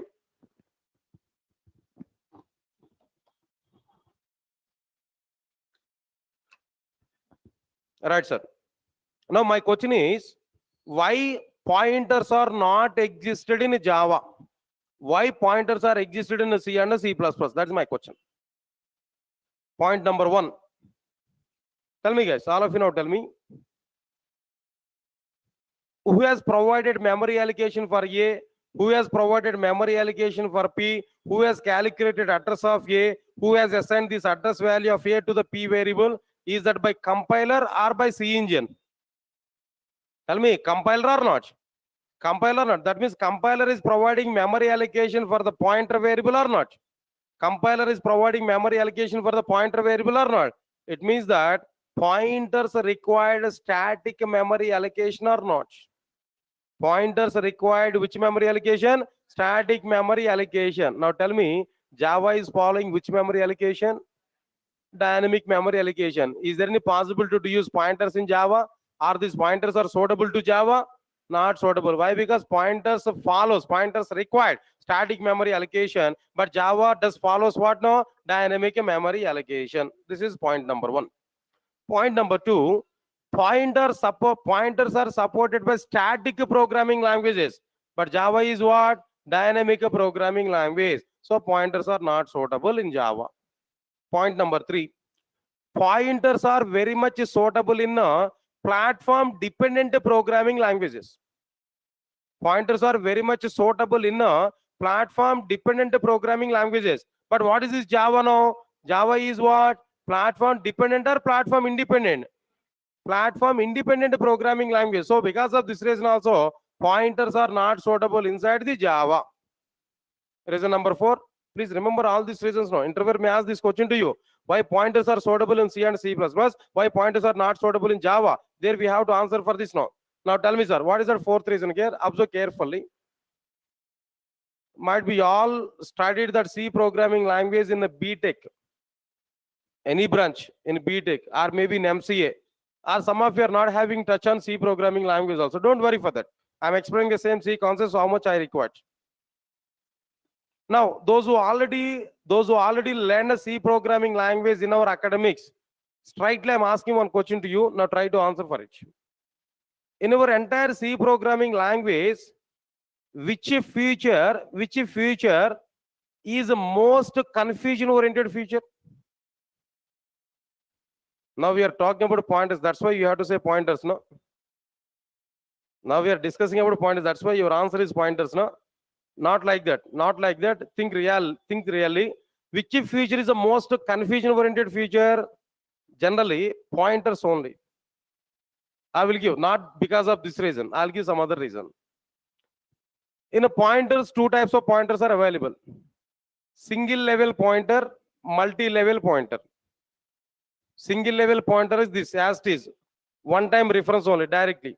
But multi-level pointer is what? One pointer is referring address of another pointer. Another pointer is referring address of another pointer. Another pointer is referring address of another pointer. And finally, that last pointer is referring data. Yes, sir. All of you get my point or not? So one pointer is referring address of another pointer. Another pointer is referring address of another pointer. Another pointer is referring address of another pointer. Last pointer is referring data. Get my point or not? When we go for this multi-level pointers, no, definitely we are going to get confusion. If it is 1 or 2 levels, it's okay, we can trace it. If it is like 10th level or 15th level or 20th level, definitely it is not possible for us to trace it. There definitely confusion will be generated. There definitely confusion might be generated. So because of this reason also we can conclude pointers is a bit confusion oriented programming language. Sorry, pointers is a bit confusion oriented feature. Because of all these reasons we can conclude pointers is what now? A bit confusion oriented feature. But tell me guys, Java is a simple programming language or not? Tell me, Java is a simple programming language or not? If Java is a simple programming language, it should not allow pointers concept or not? It should not allow all confusion oriented features or not? Because of this reason only, pointers are not at all suitable in the case of what? Java. Now I'm asking one question to all of you. Now tell me, why pointers are suitable in C and C++? Why pointers are not suitable in Java? Now tell me, what is reason number 1 I given? Pointers required which memory allocation? Static memory allocation. But Java follows what? Dynamic memory allocation. C and C++ are following what? Static memory allocation. So pointers are suitable in C and C++. Pointers are not suitable in Java. Point number 2, pointers are supported by static programming languages. But Java is what? Dynamic programming language. C and C++ are what? Static programming languages. Pointers are suitable in the static C and C++. Pointers are not suitable in Java. Point number 3, pointers are very much suitable to platform dependent programming languages. But Java is what? Platform independent programming language. But C and C++ are what? Platform dependent programming languages. Pointers are suitable in C and C++, but pointers are not suitable in the case of what? Java. Next one, pointers is a confusion oriented programming feature. Pointers is a confusion oriented feature, but Java is what? A simple programming language. So, but C and C++ was a bit difficult programming language or not when compared with Java. So pointers are suitable in the case of C and C++. Pointers are not suitable in the case of what? Java. Yes, sir. All of you understood or not? Right, so now this is what exactly the content here, but still this point is not completed. Then after this, I need to talk about the pointer variables from C and C++, reference variables in Java. I have to discuss more about this content here. So that information I'll discuss with you tomorrow. Right, sir? That information I discuss with you tomorrow. Tomorrow on sharp, come to the class. Exactly on time, I will start the class now. If any 5 minutes delay, if I take the class now, definitely 5 minutes will be extended. 15 minutes if I take the delay, definitely 15 minutes will be extended. Don't worry for that. As it is 1.5 hours of time, that class must be happened. Think about it, right? Tomorrow, as is, we'll meet, and tomorrow is also important topic. Why? Because tomorrow we'll talk about like what? Multiple inheritance is not existed in Java. Why? Multiple inheritance is possible in some other programming languages, but it is not existed in Java. Why? That point we are going to understand. Differences between reference variable and pointer variable we are going to understand. If it is possible, if time is permitted for me, then I will talk about operator overloading is not possible in Java. Why? That information also we are going to understand. Majority of the differences we are going to be covered on tomorrow. So don't miss the tomorrow's class. Everybody has to come for the tomorrow's class, guys. Thank you. Tomorrow we'll meet. Thanks a lot.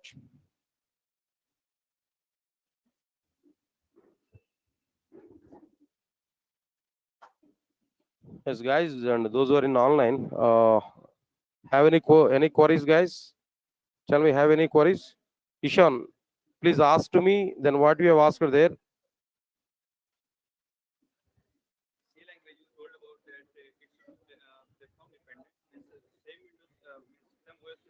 Required.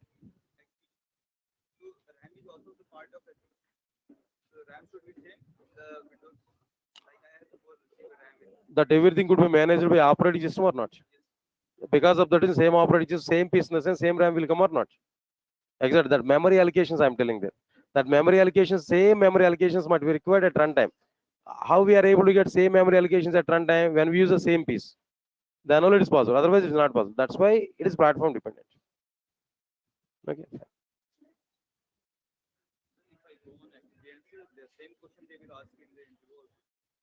Maybe chances are available, but these one or two these basic level questions are for freshers, no? But interviewer may ask the same questions in a different directions. Yeah, project and as well as the higher technologies majorly. So not from these basics, object orientation is there in Java. From that you are able to get more number of questions. Collection framework is there. From that you are able to get more number of questions. Similarly, like advanced Java or maybe frameworks, from that you are able to get more number of questions. Anyway, by days goes on, definitely I will talk in classroom. By days goes on, automatically you are able to get more. Okay, that's it.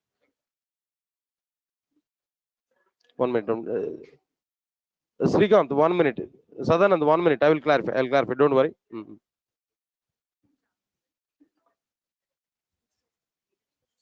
Mm.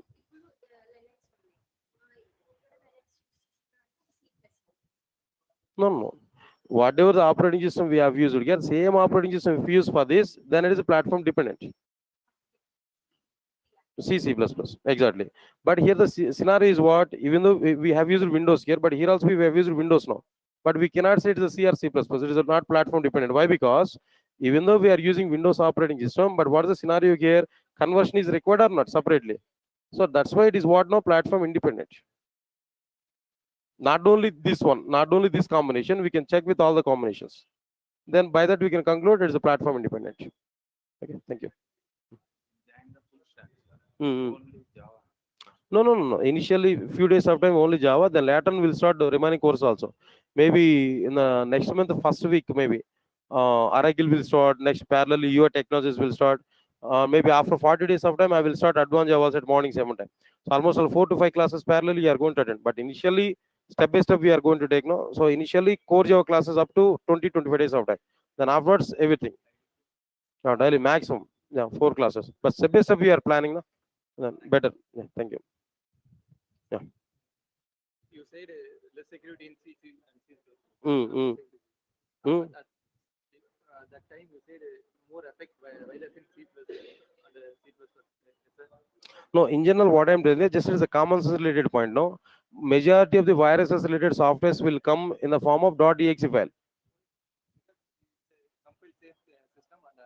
No, forget about it. Forget about the platform dependence or independence. What I'm telling there, in general, for example, myself is some other person. I want to harm your computer. I want to release one. I want to introduce one virus to your computer. Which file format is a simple for me to introduce virus? No, .exe file. So that means more chances are available to introduce viruses through .exe file. Introduce virus related software through .class file. So that's why .exe file is providing less security and .class files are providing more security. If you want to value of A in this program, you can directly integer star B equal to ampersand also we can write. But in for our understanding purpose, I have taken in the 2 steps now. Directly star p is equal to ampersand j also we can provide direct. Maybe it's going on, right? Right.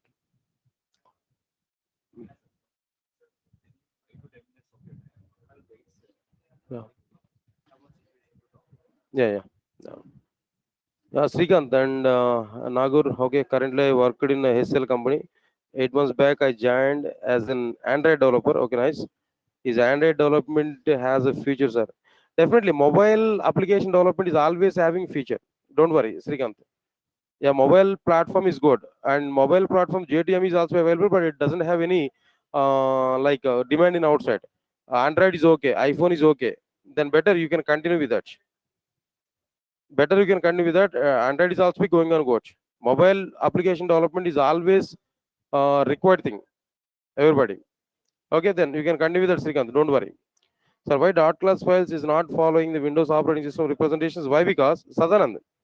Understand it, no?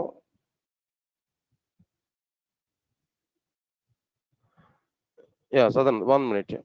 Why dot class file is not to follow the Windows operating system? Why? Because the dot class files are having byte code. No, the nature of the byte code is neutral code, neutral to operating systems, and it is an intermediate code.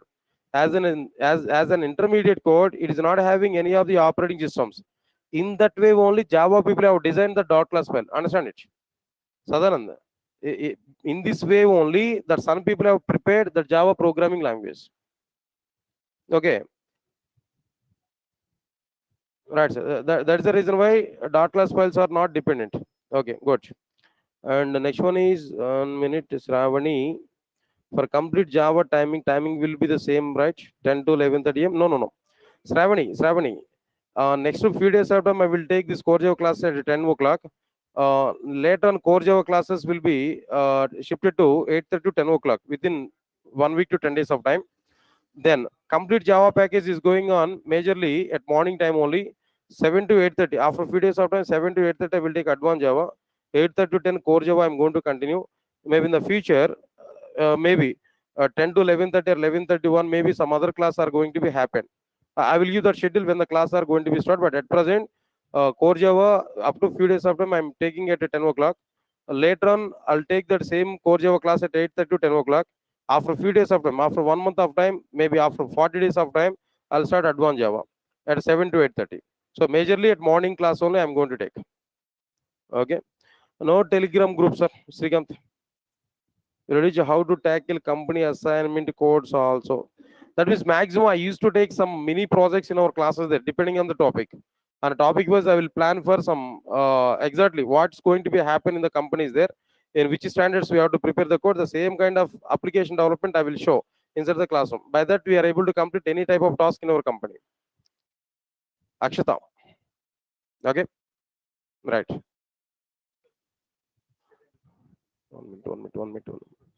We'll go step by step only core Java, then advanced Java. So first core Java, after completion of 40 days of core Java, then advanced Java. After completion of either of this core Java and advanced Java, then I will start Hibernate, Spring Web Services and all. Okay, then 2 slots I fixed for Java, 7 to 8:30 and 8:30 to 10. These 2 slots are meant for Java. Okay, then parallelly 2 courses are going to be started. Once if I complete 1 course at one time, there the next course will be started there. In this way, in 2 slots I am going to utilize for Java only. Right.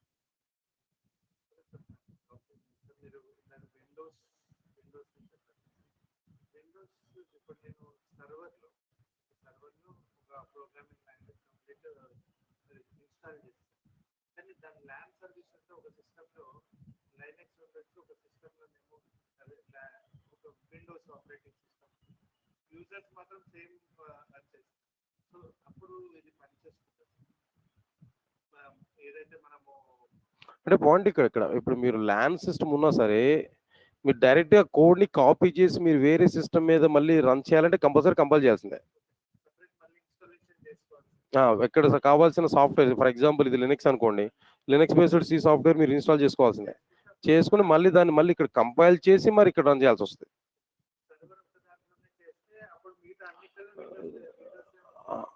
ఇక్కడ point ఏంటంటే server దగ్గర మీరు entire application పెట్టారు, నేను client దగ్గర change చేసిన just application access చేసిన, అది డిఫరెంట్. యాక్సెస్ చేయటువంటి మీనింగ్ ఏంటి, రిక్వెస్ట్ పంపిస్తే సర్వర్ దగ్గర ఉండే ప్రోగ్రామ్ ఎగ్జిక్యూట్ అయ్యి మనకి ఓన్లీ రిజల్టే వస్తుంది, అంటే కంప్లీట్ ప్రోగ్రామ్ ఎగ్జిక్యూట్ అయితే మీకు సర్వర్ దగ్గరే, క్లయింట్ దగ్గరికి ఏం రాదు. క్లయింట్ అనేది బ్రౌజర్ అంతే, జస్ట్ రిక్వెస్ట్ పంపిస్తున్నాం, ఎగ్జిక్యూట్ అవుతుంది, రెస్పాన్స్ వస్తుంది. ఇక్కడ ఎగ్జిక్యూట్ చేయాలి అంటే బ్రౌజర్ కాబట్టి మీకు ఎట్లాంటి ఇష్యూ లేదు, యూజ్ చేసుకోవచ్చు.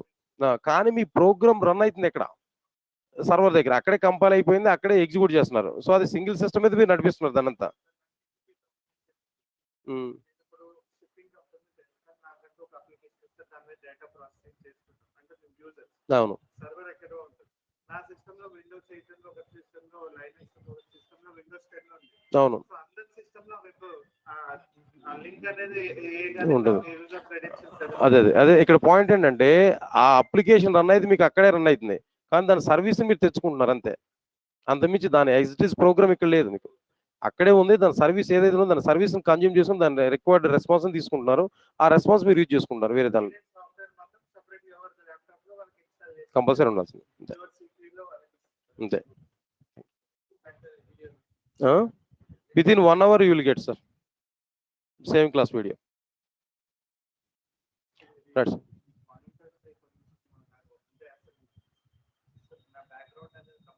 చెప్పారు చెప్పారు మీరు. ఏ టాపిక్ అండి? చెప్తాను, మళ్ళీ చెప్తాను. అది రేపు, అది ఇంకా నేను పెండింగ్ పెట్టాను, అది కావాలని రేపు ఇంకోసారి ఎక్స్ప్లెయిన్ చేస్తాను.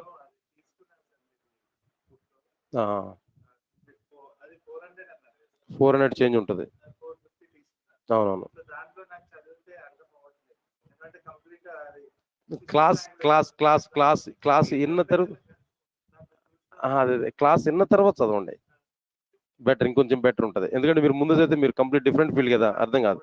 అవును, క్లాస్ నేను క్లియర్గా చెప్పిన తర్వాత అప్పుడేనండి. Dilip, 1 minute. Dilip, and one time talk with Bhavani regarding this issue. Definitely, talk with Bhavani. She will give more clarity on it. Okay, Dilip. Dilip, just talk with Bhavani. She will give more clarity on it. Dilip Kumar. Okay, right.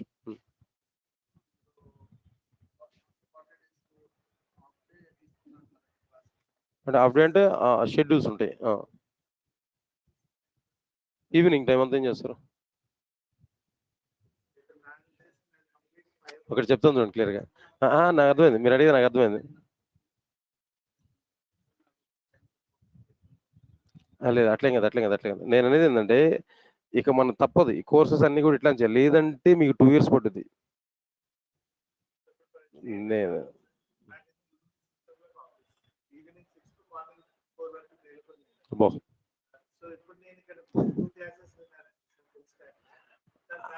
అంటే ఇక్కడ నేను ఒక option చెప్తాను. అంటే నేను అందుకని ఇక్కడ ఒక రిలాక్సేషన్ ఇచ్చాను అందరికి.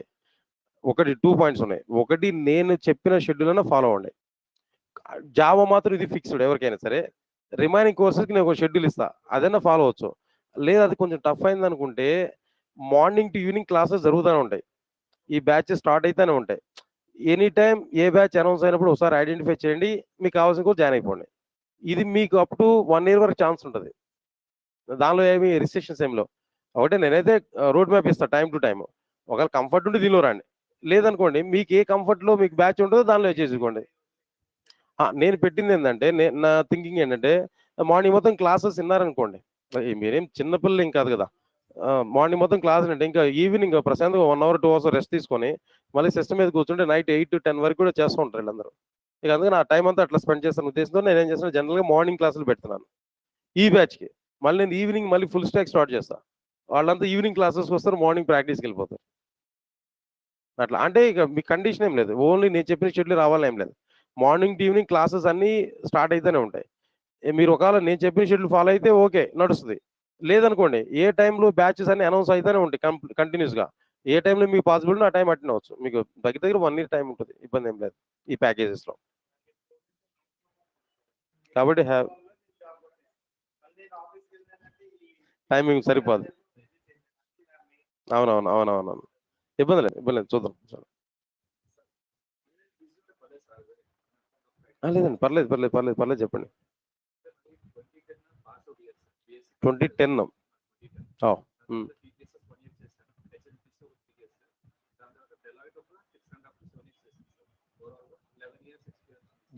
దేని మీద చేశారు ఈ టైంలో?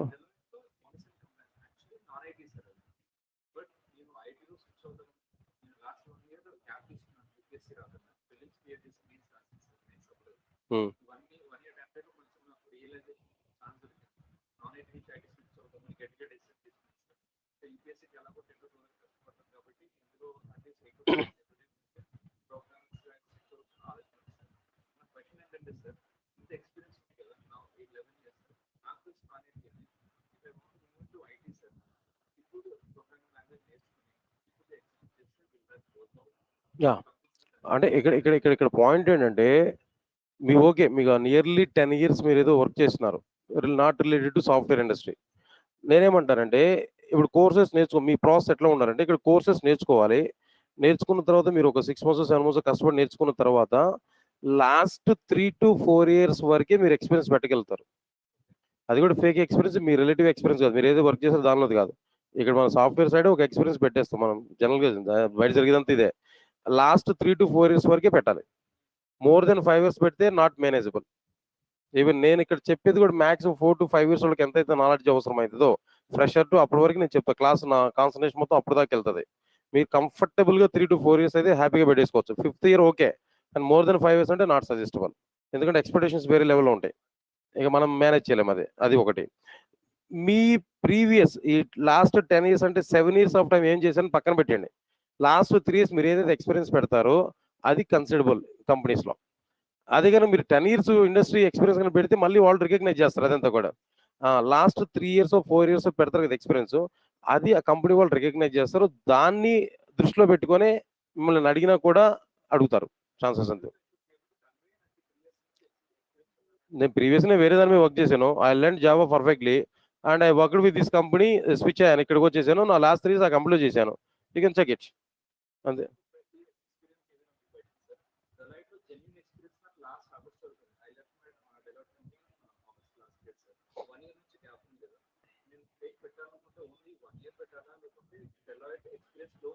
ఇక్కడ పాయింట్ ఏంటంటే ఇక్కడ మీరు డెలైట్లో మీకు ఎక్స్పీరియన్స్ లెటర్ వస్తుంది కదా, మీ వస్తుంది కదా లెటర్ వస్తుంది కదా, రిలీవింగ్ లెటర్ అవన్నీ, దానిలో ఏం స్పెసిఫై చేశారు మీ డిజిగ్నేషన్ అది?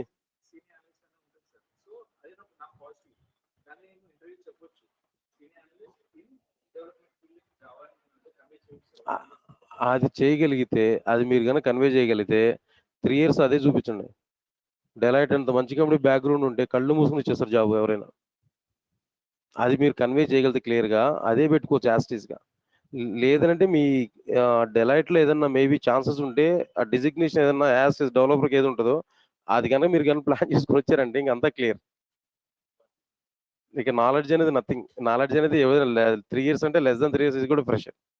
పెద్ద దాని గురించి వరేయాల్సిన పని లేదు.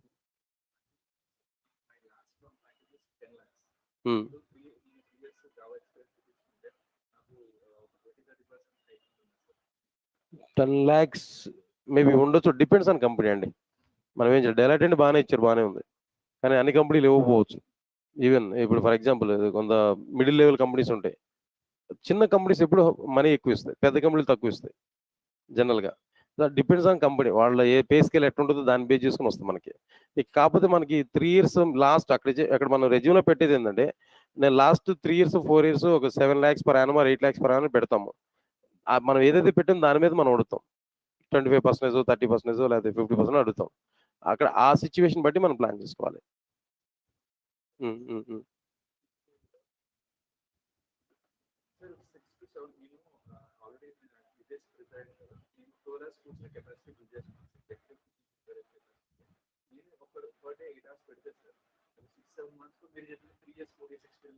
యా, డెఫినెట్గా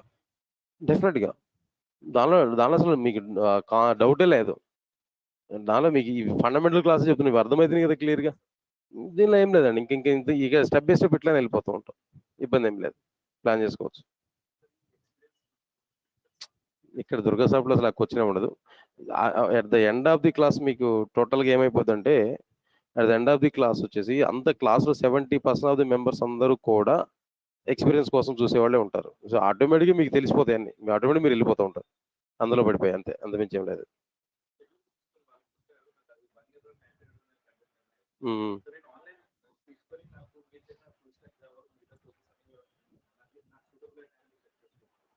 రైట్ చేసుకోవచ్చు. ఒకసారి కనుక్కోండి, అది ఆన్లైన్ టీమ్ వాళ్ళతో మాట్లాడాలి. ఆన్లైన్ టీమ్ సపరేట్ ఉంటుంది ఇక్కడ. ఆన్లైన్ చెప్తున్నా, నేను జావా వరకు చెప్తా, ఆన్లైన్ అని ఆఫ్లైన్ రెండు జావా వరకు నేను చెప్తా. Core Java, advance Java, Hibernate, spring boot, micro service, web service వరకు నేను చెప్తా. రిమైనింగ్ కోర్సెస్ ఉంటాయి కదా, ఆన్లైన్లో ఒక ఫ్యాకల్టీ వేరే ఫ్యాకల్టీ చెప్తారు, ఆఫ్లైన్ ఇంకో వేరే ఫ్యాకల్టీ చెప్తారు. All separate. నాదంటే రెండు online and offline at time నడుస్తున్నాయి. సో నేను జావా స్ట్రీమ్ వరకు నేను తీసుకుంటాను మేజర్ పార్ట్. రిమైనింగ్ వచ్చేసి ఆఫ్లైన్లో వేరే ట్రైనర్స్ అండ్ ఆన్లైన్లో వేరే ట్రైనర్స్ ఉన్నాయి. ఆన్లైన్లో అయితే మీకు morning 6 o'clock to night 11 o'clock వరకు బ్యాచెస్ ఉన్నాయి ఆన్లైన్లో. వాటికి మీకు మీ కంఫర్టబుల్ టైం ఎక్కడుంటే అక్కడ అటెండ్ అవ్వచ్చు. ఆఫ్లైన్లో నేను 2 ఆప్షన్స్ ఇచ్చాను. ఒకటి నేను చెప్పిన షెడ్యూల్ అని రావచ్చు, లేదంటే మార్నింగ్ 7 to నైట్ 9 వరకు క్లాసులు జరుగుతూనే ఉంటాయి, ఎక్కడ కావాలంటే అక్కడ అటెండ్ అయిపోవచ్చు. ఈ 2 ఆప్షన్స్ ఉన్నాయి. ఆన్లైన్లో కూడా అట్లానే ఆప్షన్ ఉంది. కాదు ఆన్లైన్లో నేను రిమైనింగ్ ట్రైనర్స్ షెడ్యూల్ నేనేం ఇవ్వను. ఇక మార్నింగ్ ఈవినింగ్ క్లాస్ జరుగుతూ ఉంటాయి కాబట్టి రిమైనింగ్ కోర్సెస్ ఎక్కడ కావాలంటే అక్కడ జాయిన్ అయిపోవచ్చు. బట్ జావా స్ట్రీమ్ వచ్చేసి 2 classes, 7 to 8:30 అండ్ 8:30 to 10. ఈ 10 o'clock నెక్స్ట్ ఫ్యూ డేస్ నడిపించి తర్వాత 8:30కి తీసేసుకుంటాను అంతే. Clear. Thank you, thank you, thank you, thank you.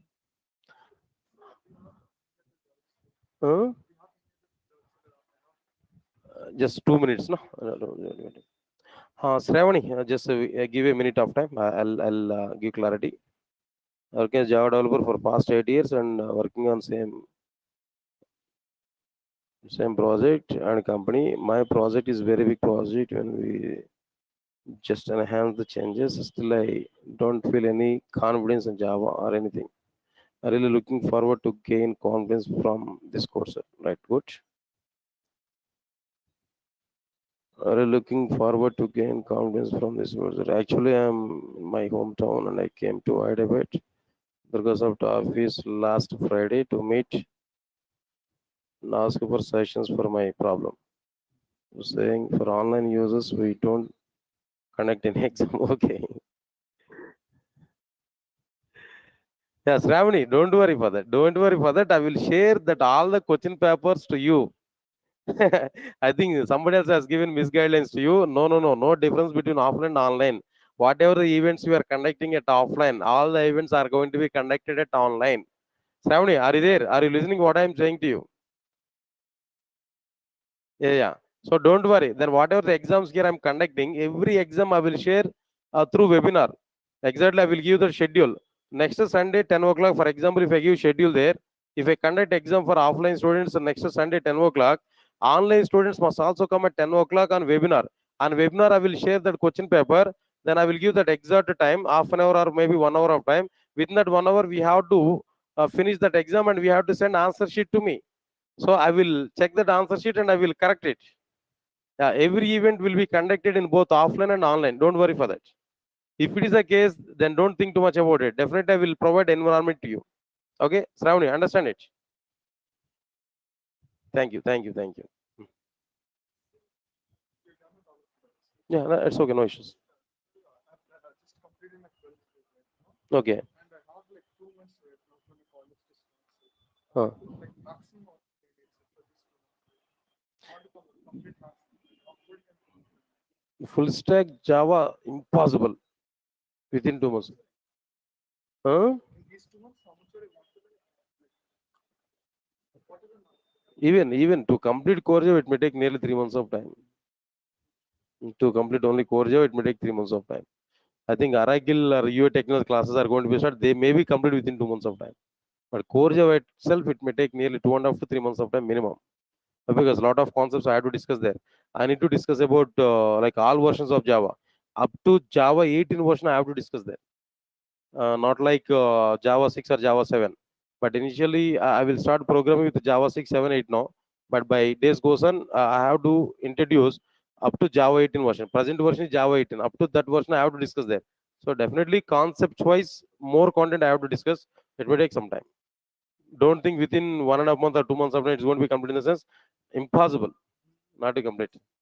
But what I'm telling there, if you join with these classes, no, every class is being recorded. Every class videos will be provided to you. Okay, even though it takes more time to complete the core Java, if you leave from Hyderabad in the middle of this course, no, but continuously we'll get videos and we can prepare through videos. Yeah, that opportunity is available. But that opportunity only myself I'm providing at Hyderabad. No other trainer, no other institute is providing that. Okay, so that will be benefit for you. Yeah, then up to how much it is possible for you, you can attend for the classes. You want to leave from the classes there, then okay, we can leave happily. then everyday recording will be provided to your Google Drive access. Then you can watch it, so that you can complete it. When I'm going to finish it, then we can complete it. Core Java is sufficient. Core Java, Oracle, and UI.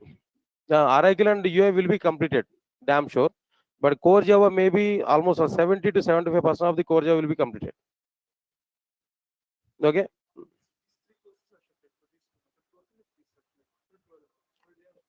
Yeah, that's what I'm telling there. Only apart from this, if you take any other courses, no.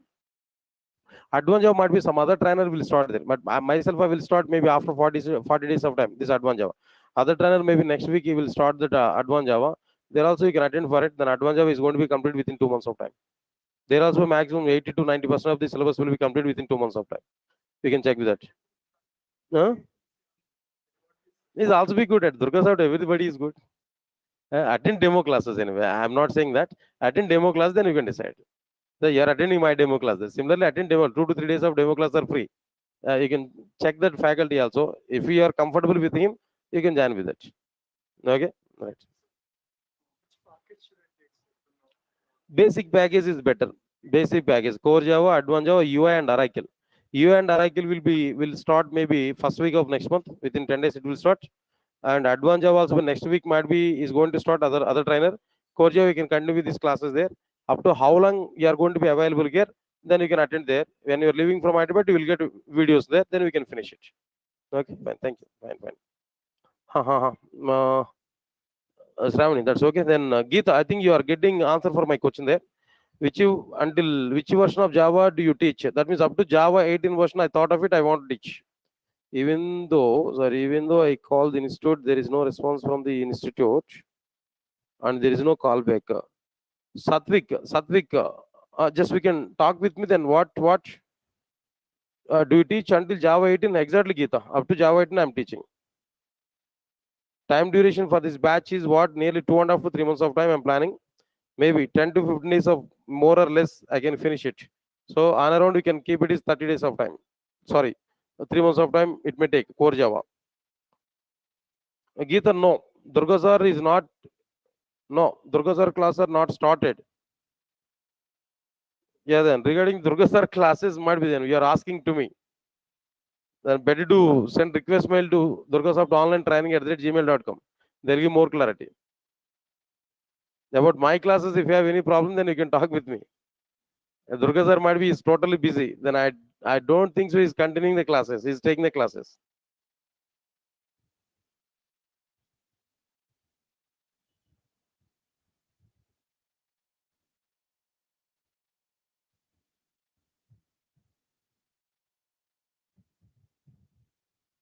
Yeah, Satvik, next few days at time, 1 week to 10 days at time, I'll take the classes at 10 o'clock. After that, I will take the same classes at 8:30, Satvik. 8:30 to 10 core Java, I'm going to take. If you come for the packages, no, I'll give the schedule clearly. If it is only core Java, then next to 10 days of time, I will take at 10 to 10 o'clock. Afterwards, I will take your classes at 8:30. Because of busy schedule, next to 10 days of time, I'm taking class at 10 o'clock only. After that, I will shift this batch to 8:30. 8:30 to 10 o'clock, I will take. Okay, Satvik. This is clarity.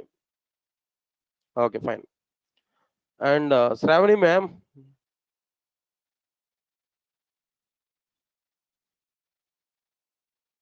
no, Shravani ma'am. No, no, no, no. Actually, online courses are always costable. More cost is going on for online classes. Previously, for core Java only, people are taking nearly 7,000 or maybe 10,000. Now it is somewhat better, 5,000 at present for core Java and packages also. Always online classes are more costable, but when compared with offline. Yeah, offline in the sense, and people have to come here and people have to sit in front of us and they have to stay at Hyderabad, might be some other expenditure. But online classes, no expenditure. At the same time, for online classes, we need to use one separate software. Webinars we have to take. That webinar cost is going to be happen. So because of all these reasons, might be online courses are a bit costful when compared with offline classes. Then if you're comfortable in offline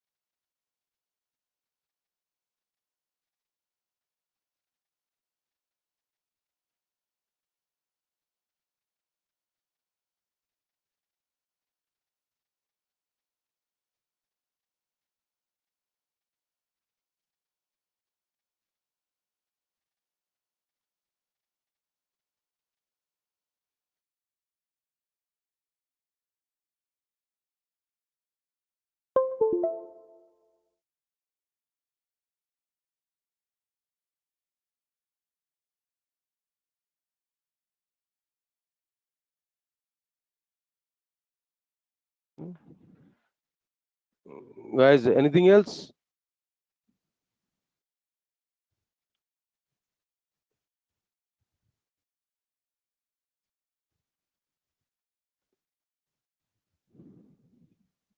Right, guys.